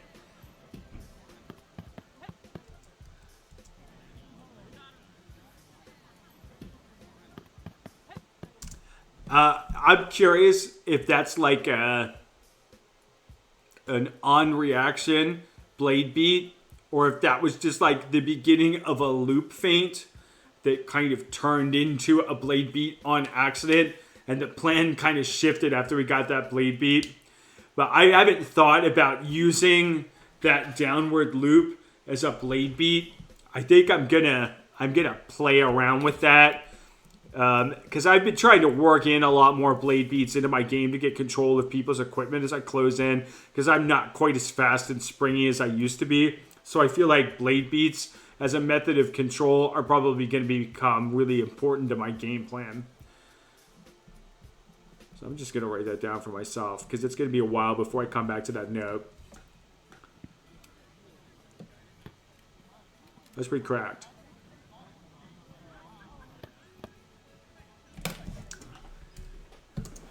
This was, so I think, I don't know if this was exactly the way PG did it, but it seemed like the previous fight, I think Laws interpreted that loop blade beat as a feint. So he switched to a counter timing strategy.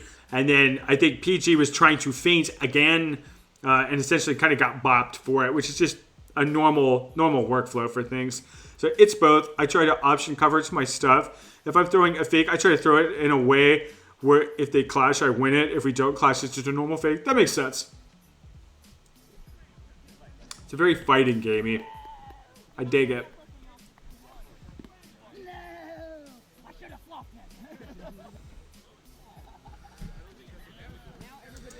Okay, I have met this person before, but I forget his name. I don't remember if we said this guy's name on stream yet or not.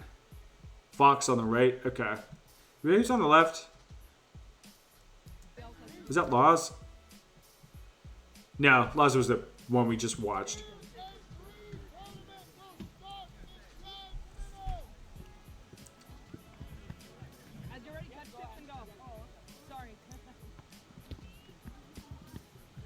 All right.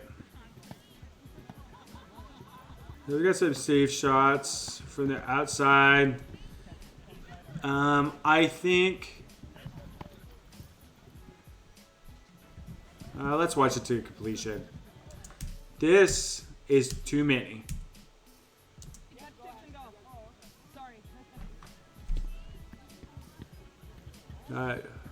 One, two, 3, 4, 5, 6, 7. And then kind of like a low leg shot. I think Vox kind of snuck one into the shoulder. It's okay to high cross, not 7. I think like 2 is about the most that you want to throw a shot in a row. And you have to think about like, to what purpose am I repeating the same shot? So like, if I'm trying to throw the same shot repeatedly, to the same target, I want to at least use some lateral footwork and try to beat them on positioning and rotate around them to a point where they can't guard. But mostly, I think what you want to use repeated shots for are establishing the context that you will swing to that quadrant and then use that quadrant as a fake to hit them in another quadrant, right? So I think that was kind of just like, it established a lot of control over the tempo of the fight, since Vox is like, yeah, if I like open up, I'm going to get sniped from long range, but you need another layer to that game plan, right? So lateral movement, if you're trying to cross trap them, remember cross trapping is chop, chop, chop, chop, chop while I move laterally around them. But mostly you just don't want 7. I feel like a good length for like a cross trap is 3 or 4, right? But 7's too many. And it looks like we crossed again there, and Vox kind of like snuck it in and just kind of tapped him lightly.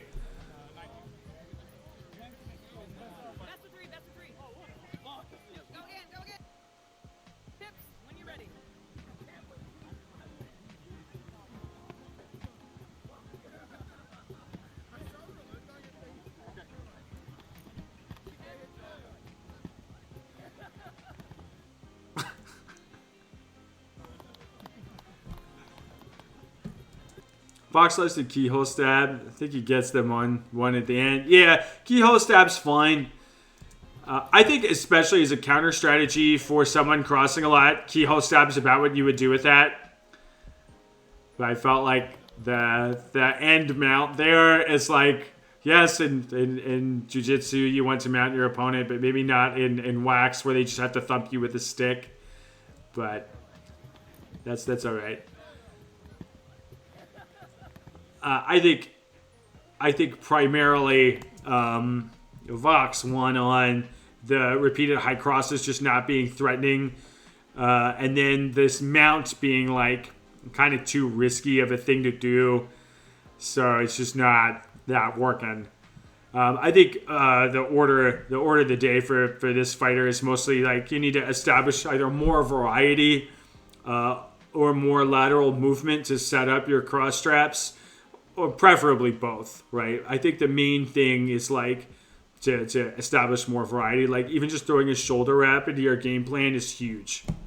So it would be huge.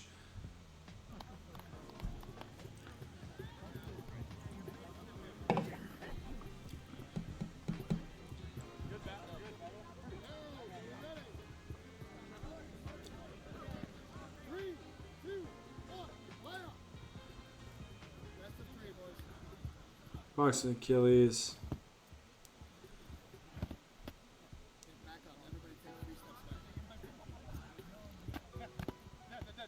Nice. Okay. I was worried there that Achilles was going to give in to the temptation of like, it looks like They tried that leg shot, didn't work out. They tried their bread and butter shot, didn't work out. And I think it can be very tempting to either go back to the leg or go back to the shoulder wrap, like the bread and butter stuff. I think we worked on our crossing here instead.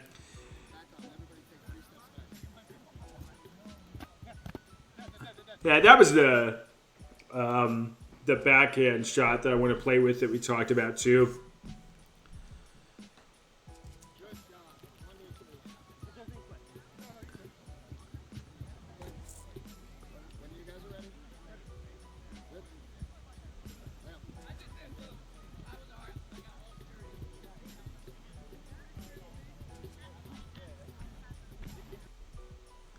Okay, I like some small lateral shifts from Achilles too. That looks good because we've talked about how the small lateral shift set up angles for wrap shots.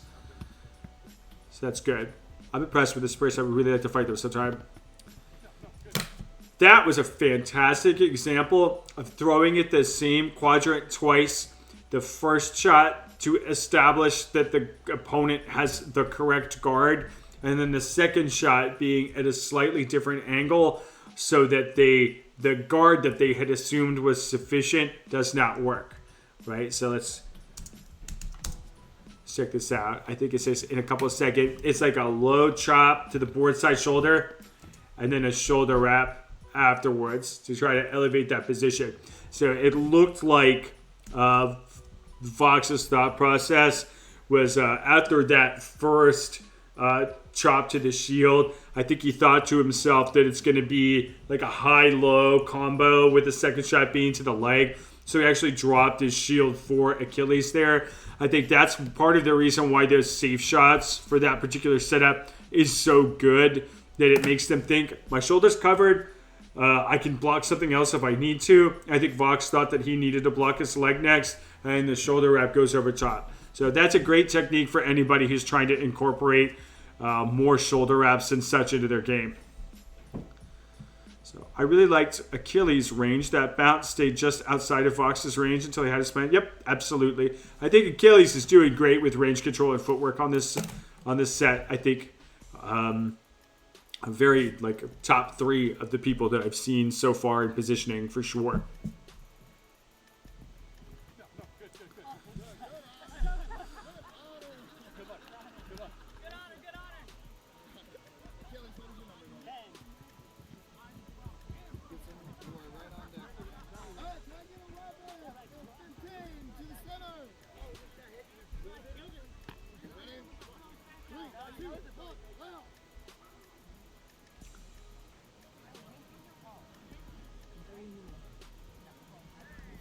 This is laws, and I'm not sure if we've established who the fighter on the right is yet or not.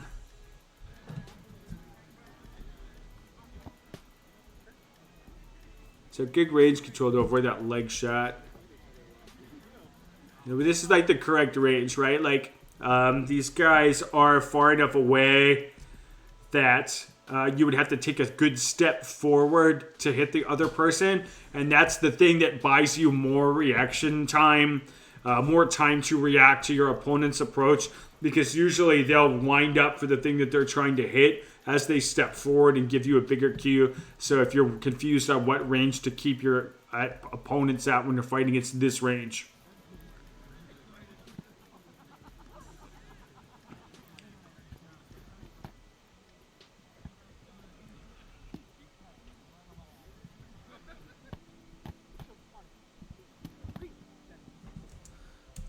Okay, let's see, why did we lose this?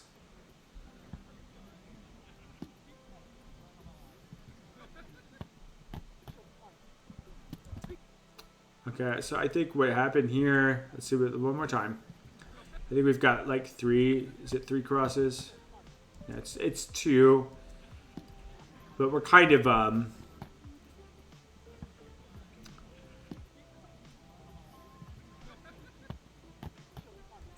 I think basically what's going on is Laws is resetting to this high position where his guard is up like this. I'll see if I can find the frame. And I think Reaver noticed that and threw kind of a high dark side because he saw Laws come up with 2 different crosses. So the counter strategy for high crossing is dark sides, or armor crosses where you put your shield on your wrist as you throw a high cross. That can also work.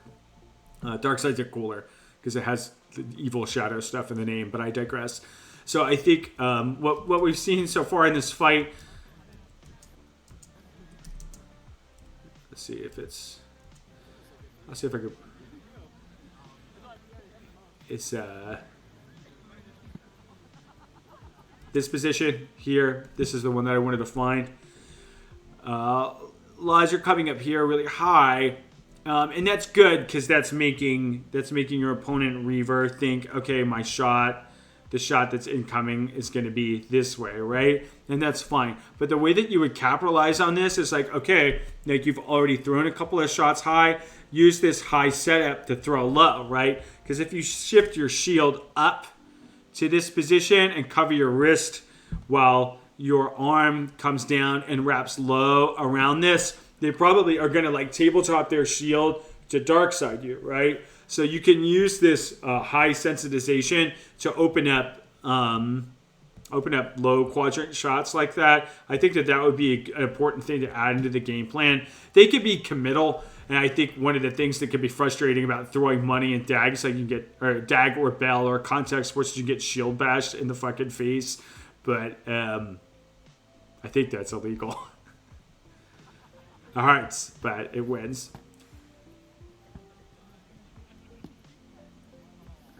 So we got like a lot of high sensitization. We needed some lower shots there. And we lost our arm and got rushed down. So that's the normal workflow for sword and board.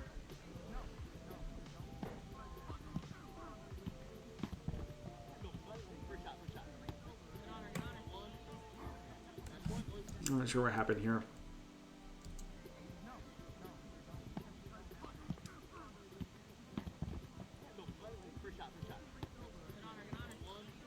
Okay, I think it looked like Laws got a shot in there, I think. Let's see. Cross.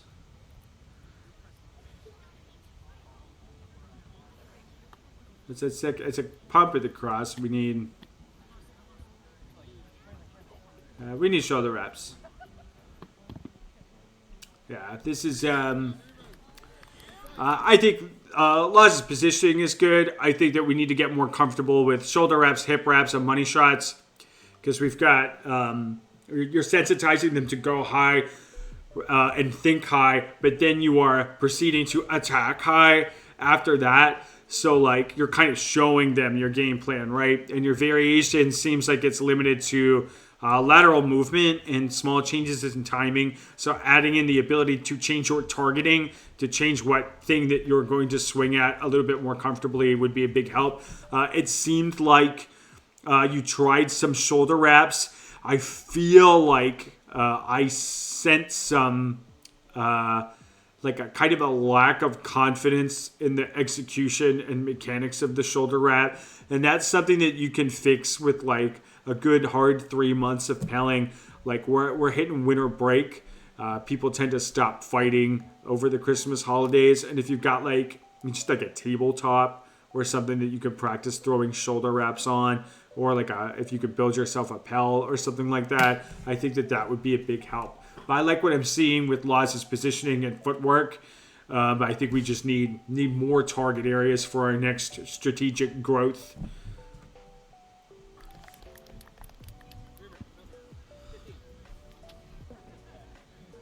Okay, it's Reaver and Achilles.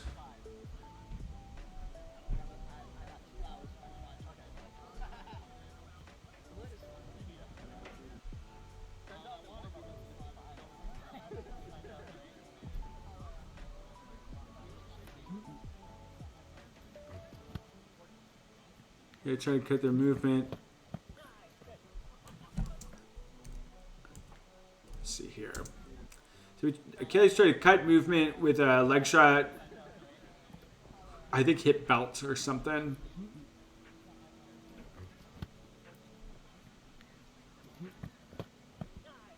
This was an example of, I think, so Step 1, Achilles tried a leg shot, didn't work out. That's kind of part of their base kit. Then I think we tried that shoulder wrap again.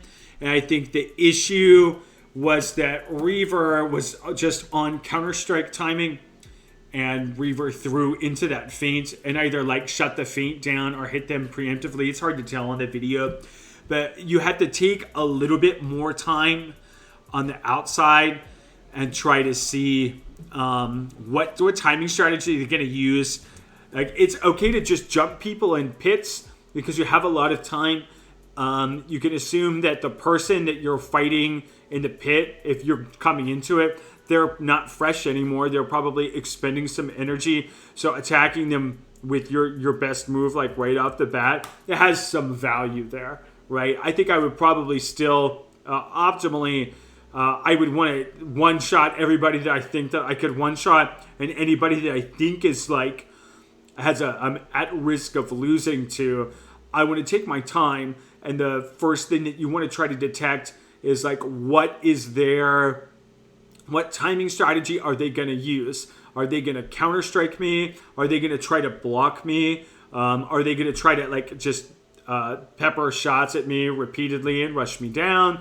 Like that kind of thing, right? And you do that by throwing safe shots and juking from the outside. But this felt like Achilles like is kind of just cycling through his bread and butter shots and kind of hoping that they work. And that's not like a terrible thing to assume. Achilles carved up a ton of fucking people with his bread and butter stuff, right? But we're in the finals now, so we got to take the time to try to figure out like what timing strategy have they selected. I'll give you a spoiler. It's almost always fucking counter-striking, right? So faking only works when you have established a lot of control. I don't want to say like dominance, because that's a kind of a strange way of putting it, but you kind of want to establish that like a level of like right of way where like if you do not block, you will be hit by me. And that's when you're able to shut a person down to a point where they're like, I know I need to take some defense to try to get out of these situations. That's kind of when you would start faking. I think the other situation where it's fine to start faking like as a lead is like if you know that your footwork is a lot faster, so you can take a lot more range than they can, or if you're significantly taller. But I think that it looks like Achilles is a little bit slower than Reaver on footwork, maybe slightly, right? Not by like a major amount. So you would want to kind of start with the assumption that you're probably going to get counter timed. Reaver is pretty good, so you want to try to just take a little bit more time to figure out what counter strategy that they're going to use, what timing strategy they're going to use, and it's probably going to be counter striking. So I think that's going to kind of bail down on this. I think the other thing is like if you throw like a deep committal leg shot, a lot of the times like people will either reset the timing strategy that they're using, or they're just like going to back up and not really show you anything of value. So you kind of need to start at like something high to see like what their hand is going to do. Also, it looked like we might have been able to get it, and it looked like Achilles' shot came in a little bit low too. So that to Achilles' credit, that may have worked, and he might have just like rolled a 1 on the delivery of the shot. Like that's fine. That happens to everybody.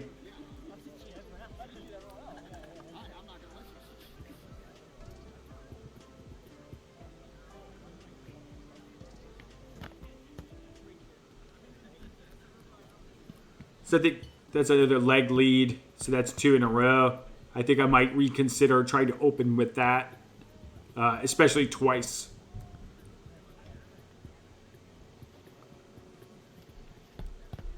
Well, I love that side to side.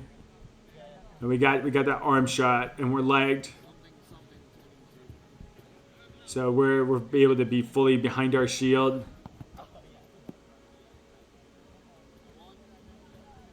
So I think that was smart. I kind of just was patient, waited to get rushed in. I would say for Reaver, when you're in a situation where you have a legged sword and border in front of you and you're down to just like left hand signal, you need to try to stay back and pick them apart. Your goal is to try to get this arm right here to come out and swing so we can counter strike it, especially with our left hand, right? Like if we're going to try to wrap this shoulder, we have our work cut out for us to try to juke them out of that positioning. I think the optimal thing to do is try to focus mostly on getting this form to come out and counter striking it. That's fine. I think the other part is like you may have been working on the idea that like really your goal here, assuming that this tournament is just like infinite simuls and resets and stuff, is like if you can get a simul to get your shield back, that's nearly as good as a win too, and that might be all you kind of get. So I think that rushing makes like some sense, and I could see where you were strategically coming from for that. But I think just staying back, trying to snipe that arm out is probably your best bet. The other thing that you could do is like if you can get them very busy on this side and then cut this way real hard, you might be able to get access to their shoulder or their back. It's very hard. You have to really outstrip them in speed. I don't know if you seem like you're pretty quick, so that may be another possibility.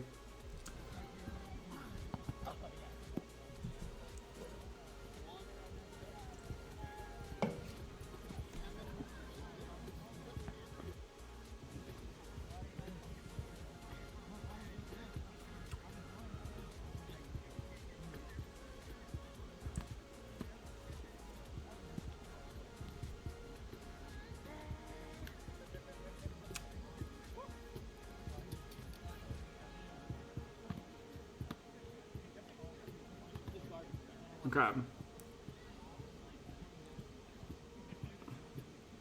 So again, this is the correct distance to keep each other at, is about this far. Both of these guys would have to take a lunge or a hard charge to come in and close this distance.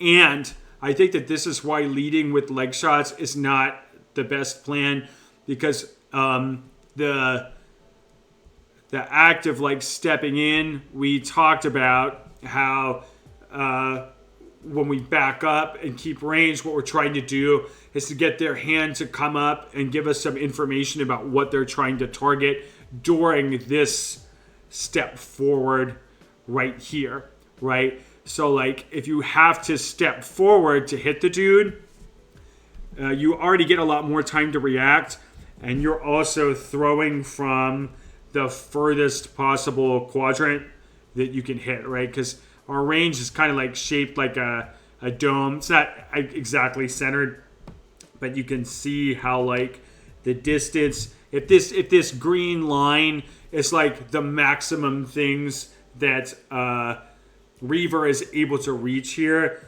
you can see that the distance, this stuff is a lot closer.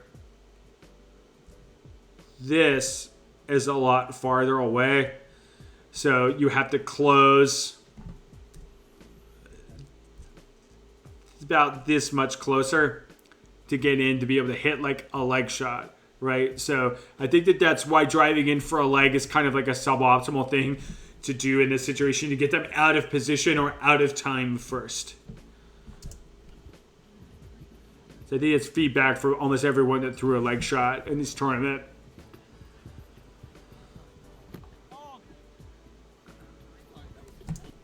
Just to kind of add to that, right? I think the reason that Achilles hit this leg shot is he did it while you were trying to step in for a cross. No, that's not what happened. He started the leg shot first. Let me see.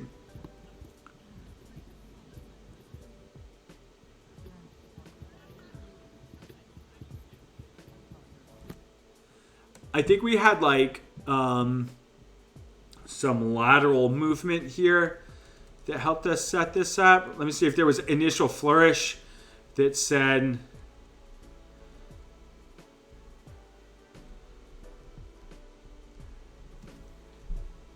so there's no flourish.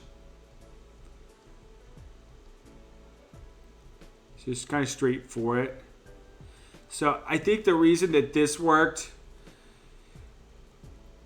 I'm not sure if if this was like intentional or not, but I think maybe what Achilles was thinking here is like, if I step forward, I know that Reaver will step forward too.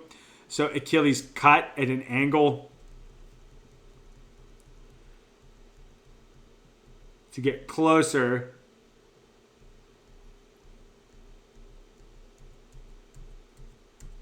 To be able to hit that leg. So like, I think I would argue that like that was not quite a raw leg shot because they executed it as you were also closing in too. So that was more like a counter strike.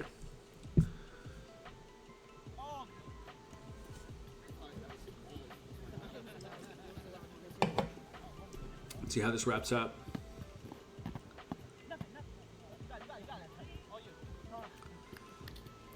I think this is one of those situations where, like, I don't play a lot of shield contact games. I haven't in a long time.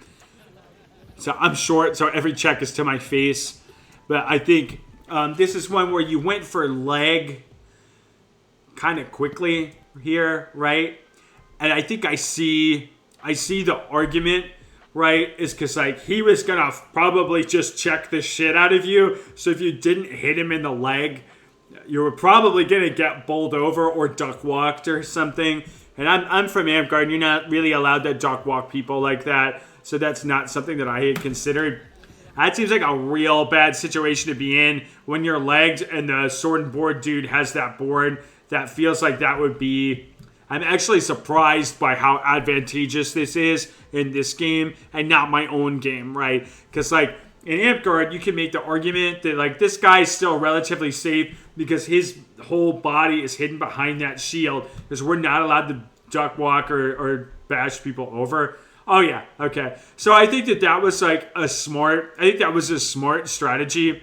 I think, like, my Amtgard heart wants to say fake the leg shot, hit like a shoulder wrap, but like if you don't hit it while you're getting bowled the fuck over, right? So I think a counter leg shot was good there. I think the only problem here was it seemed like you went for like a second leg.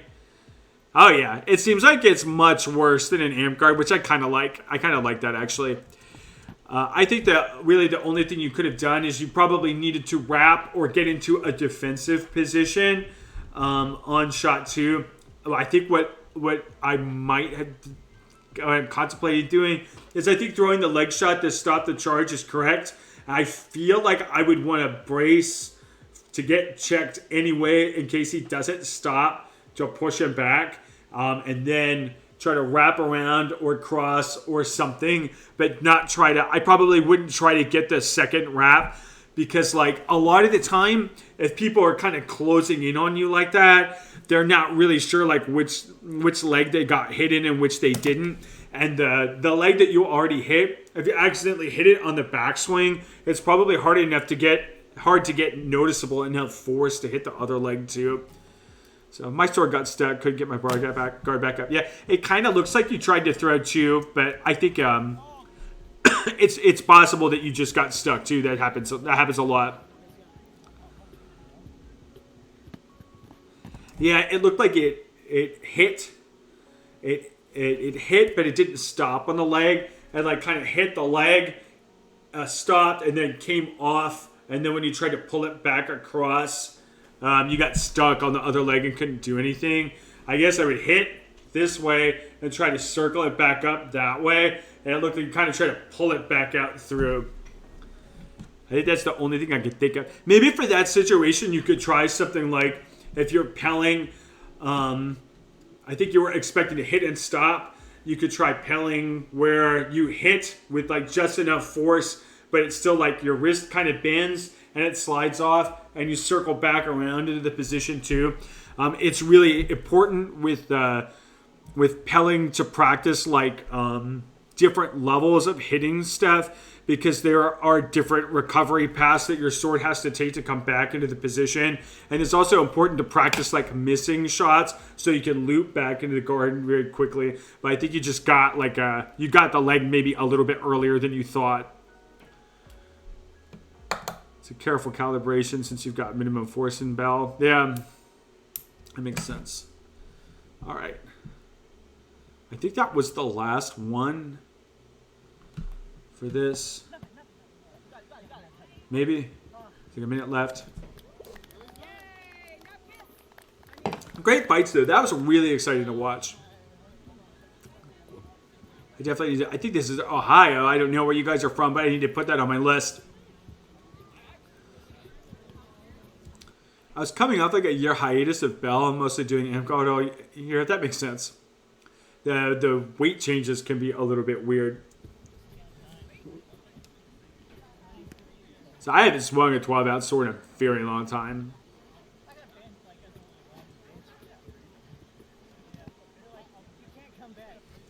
Oh, yeah. Yeah, that fucked me up. That fucked me up bad. We got a new fighter tournament next. This is only 6 minutes. I think we got good numbers right now, so we're going to try to keep pushing. I think I'm coming down from the police knocking on my door, so I'm getting a little bit more salient.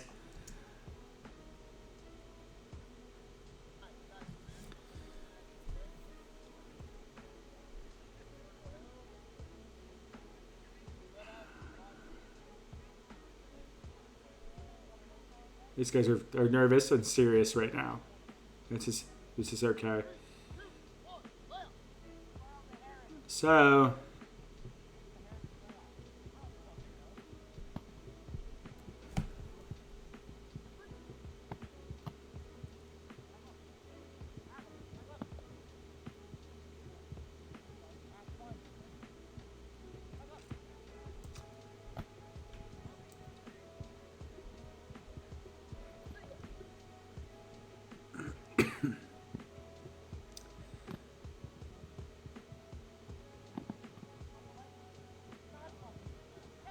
Alright, so thing number one.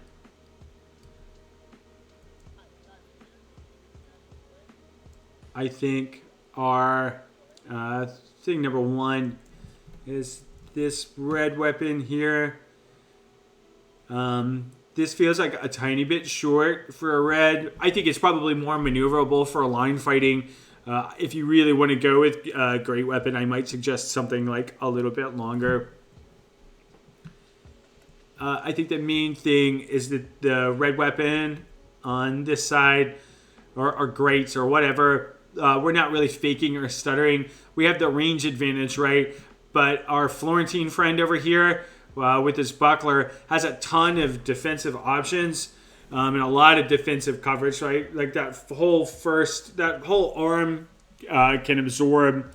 I believe that they play with the shield breaking rules, but that arm can absorb like a couple of shots. I think it's like 2 before you can get in and hit them. You've got like a nice boxy guard,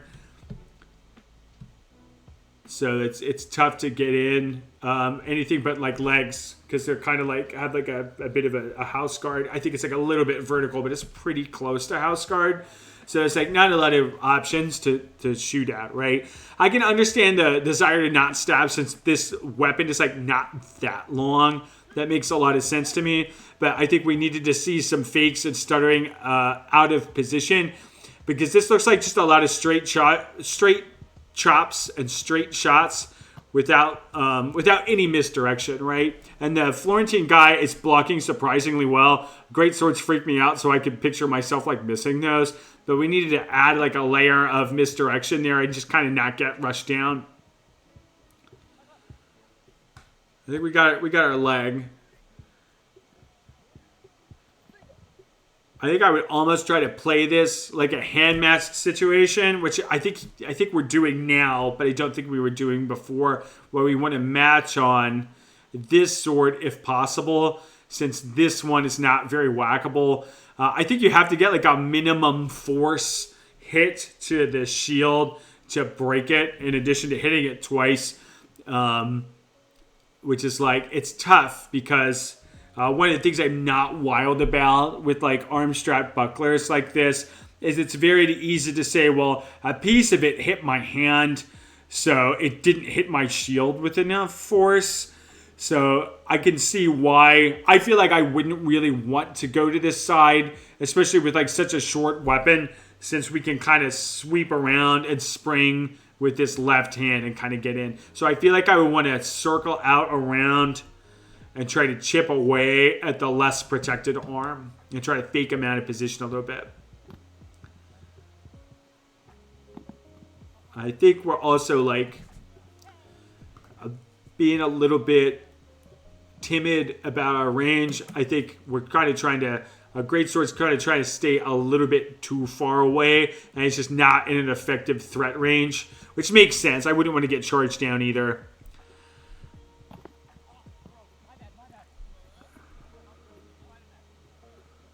Nice skull and shoulder there. That's 1-1.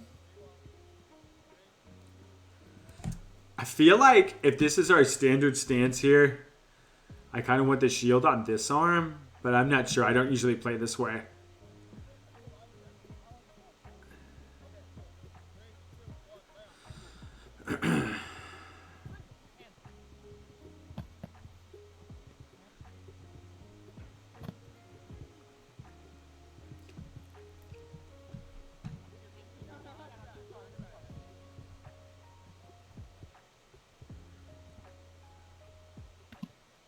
Okay, so I think main thing for Florentine Friendo is when we're approaching, we are coming in straightforward like this. That is not how this is done. What you need to do is you need to kind of take closing in on a great weapon, especially with Florentine, as a two-step process. Step one, we cut in a direction in the hopes that it causes us to kind of counter turn to face you on beat 1, right? So a beat is just like a unit of time. So we do a hard lateral cut to try to get them to turn on beat 1. On beat 2, we press hard in the hopes that they are not yet oriented to you and are slow in doing it, so that they can't really step away from us. That becomes like less of a viable option because they're busy kind of turning, because the beats aren't like exactly in sync. It's more like on beat 0.5 they're turning. So that's beat 2. So you never want to go straight in, because this can move very quickly this way and this way. As a stutter, you can just waggle that sucker. You've got 2 hands on it, and you can threaten both quadrants like super easily, especially long before Florentine can threaten any quadrants, essentially, right? So we need to try to jam up their timing with step 1, cut in a direction. Step 2, try to run them down. And then hope to God that you kill them, because it's fucking rough. I think that process is kind of like less important with sword and board. You would not get inside on a great weapon fighter without using that process with Florentine, because you just don't have enough defensive leeway.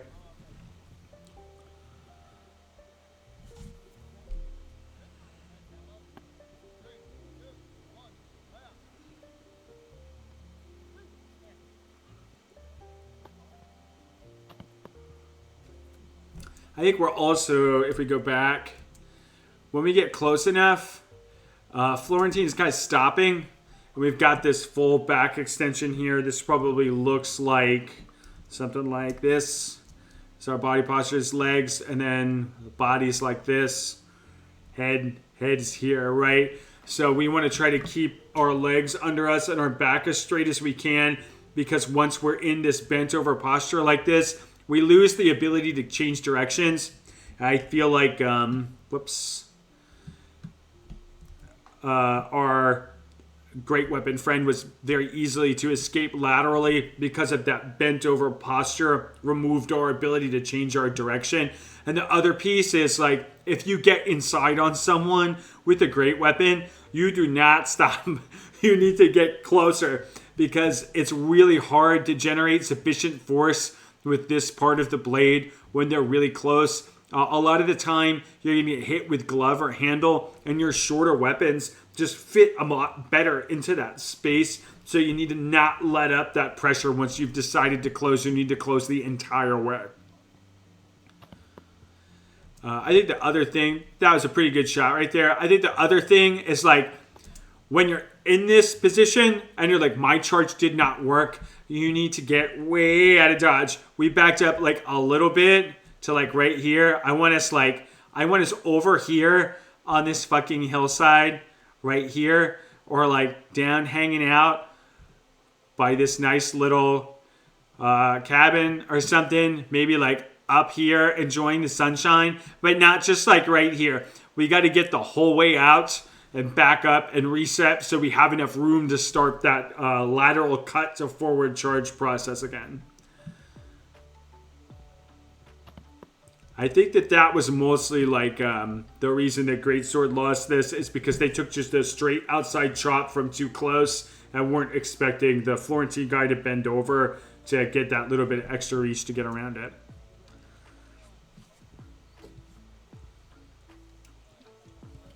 It seems like it's 3 out of 5, so these are wearing on, kind of long.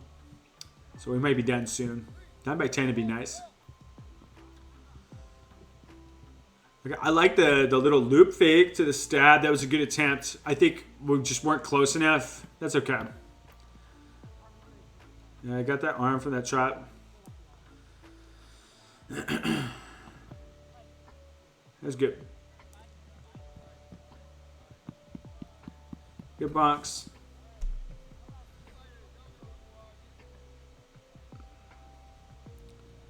All right.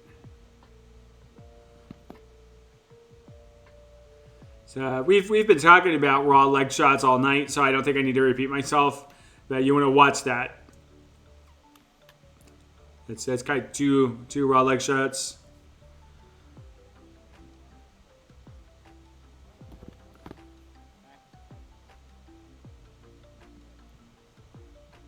I'm surprised.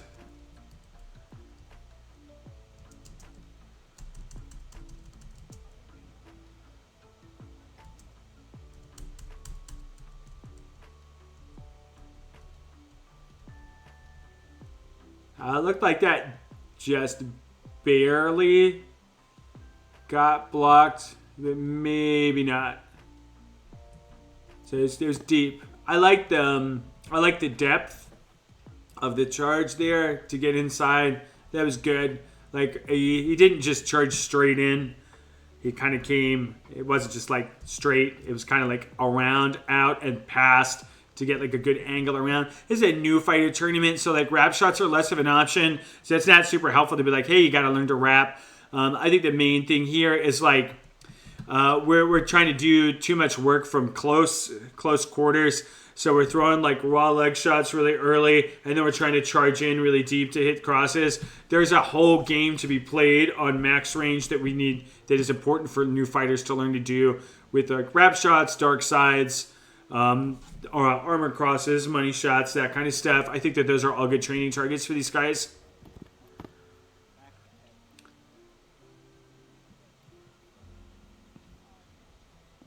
I think the other piece that I would recommend is like if we had committed fully to going forward here from this position, right? I think we should have kept going, but it looks like he kind of tried to turn around as he was moving forward and kind of just like throw behind him again. I think that that's a portion of why this didn't work out. I think he got hit a little bit earlier in the arm, if I saw that correctly. But just a thought, like if you're going to commit to that direction and a hard charge in like that, I think that you should also commit to getting out once your plan is executed, and you kind of shouldn't try to like just stand there at that range and duke it out. Okay, I want to see. We got a big forward bend here. I want to see if we capitalize on that or use something like that. Use it for something to some ends.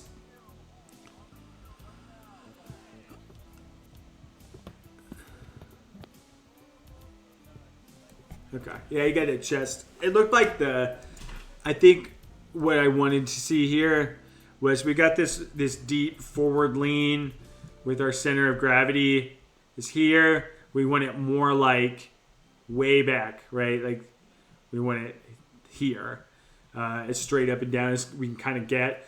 What I wanted to see was like, were we going to use this to kind of draw him low to go high? But really what we did here was try to lean forward to cheat more range to get a leg shot in here. So I think that this would have been a fine position to pop into to try to hit a leg from a little bit closer. But it looked like we kind of tried to sneak in and hit the leg with a posture. It was like kind of fairly obvious. And our friend on the right kind of just said, nah, I don't want to deal with that, and just charged him down.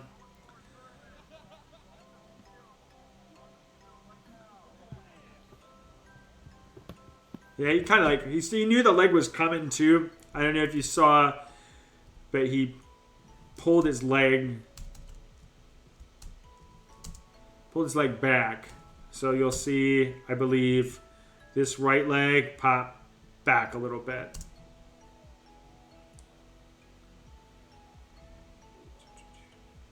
It's good reaction. So it's just like, I'm going to make you whiff. And then I'm going to charge in. It's coming.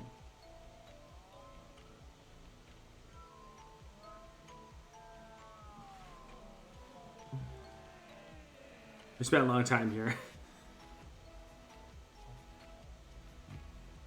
There you go. Yep. That's a good combo too. That's a real good combo. Because the leg shot brought him down lower to get hit by that cross. He dropped quite quick too. So that was really helpful. It's good stuff.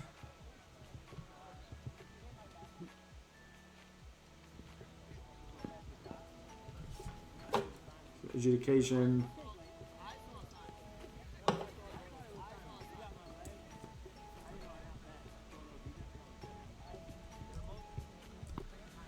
Okay, looks like we're about to start. Long range leg snipe. We're not gonna go over that again.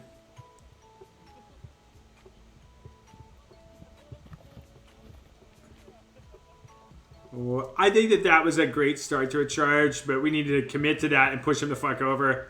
I think it was also really good counter positioning by this guy because he turned out this way to kind of shift this guy's weight out this way to reset the position. That probably took quite a bit of strength too. That's impressive.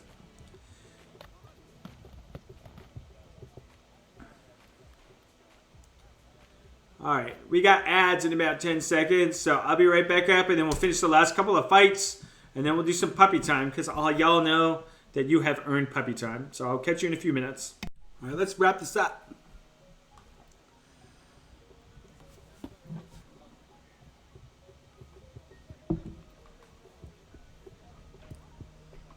Sure, it'll probably run like just past 10.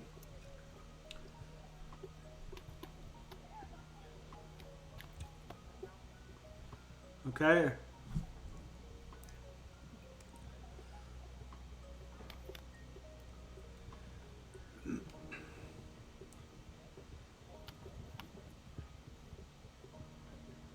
Ooh. Very good. Okay, so I think main input here is like our friend on the left. We needed more quadrant variety here. Pretty much every shot was high cross quadrant, and I think our friend on the right began to understood that. It actually ramped up not only their positioning, which won the fight, but also their quadrant variety. So if you watch, there's probably still too many high crosses, and the guy on the left is prepared for that. But we did try to sneak in a shoulder wrap and a dark side, which is a very good variety for a new fighter tournament. So that was that last outside shot was an attempt at a shoulder wrap, I believe. I think we had either a dark side or the dark side position to just cover ourselves like after a shot. And that was a great, like, I love how we created a little bit of extra confusion. Let's go back a few frames. Back. When we had our friend in the back here moved this way. but they threw around this way, right? So this guy is forced to make some tough choices here. Like, are we supposed to rotate out this way to account for his new positioning, or do we stay where we're at to deal with this high cross coming in this way? And I feel like it's very much like being caught between a rock and a hard place. So I think that I'm not sure what I would have done here, aside from maybe like try to back up a little bit. Maybe instead of trying to counter swing, just like try to tighten up and survive. Because the thing is, like, this lateral movement over here, this can't last forever, right? Because if he keeps moving this way, eventually he's going to be like out of range. But I think that was very intelligent positioning that won him this fight. I'm very impressed with that. Probably one more fight.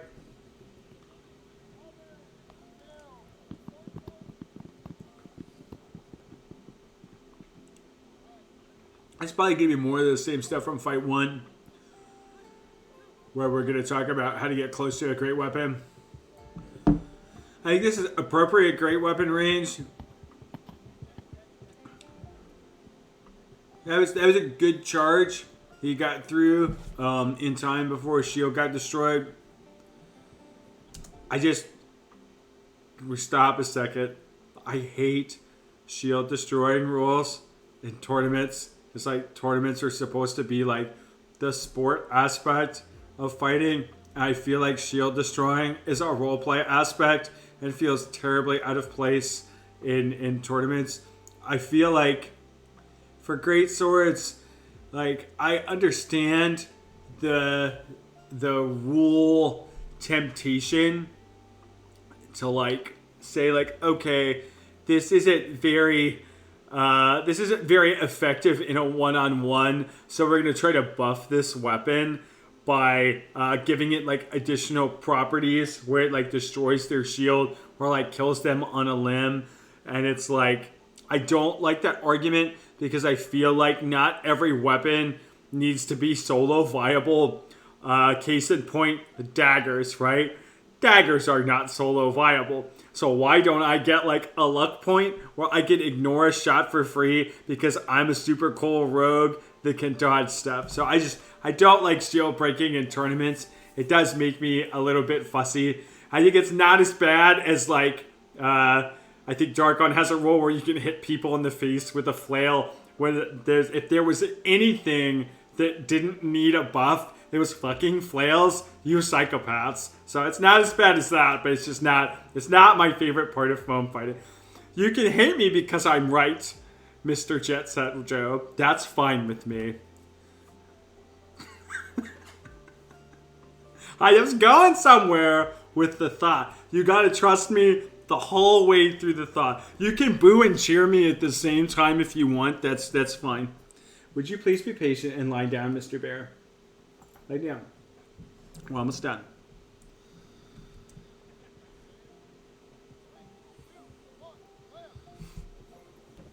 I'm just waiting for someone to drop some roleplay rules to buff daggers in these sports, please.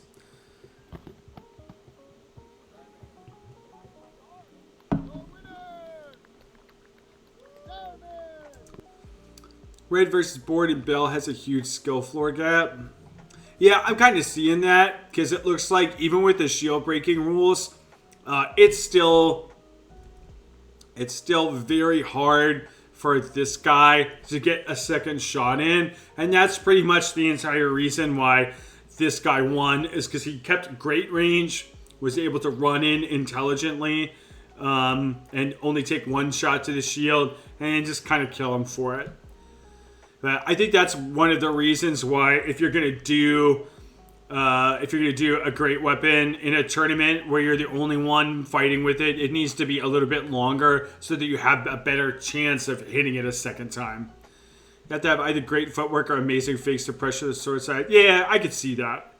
I just don't like roleplay. I don't want to pretend my shield's broken. It's fine. It's not my favorite, but great win. Great win, great new person tournament. Very fun. Alright, accolades. Okay. So I promised the most important part of my stream. This is puppy time. Come on in.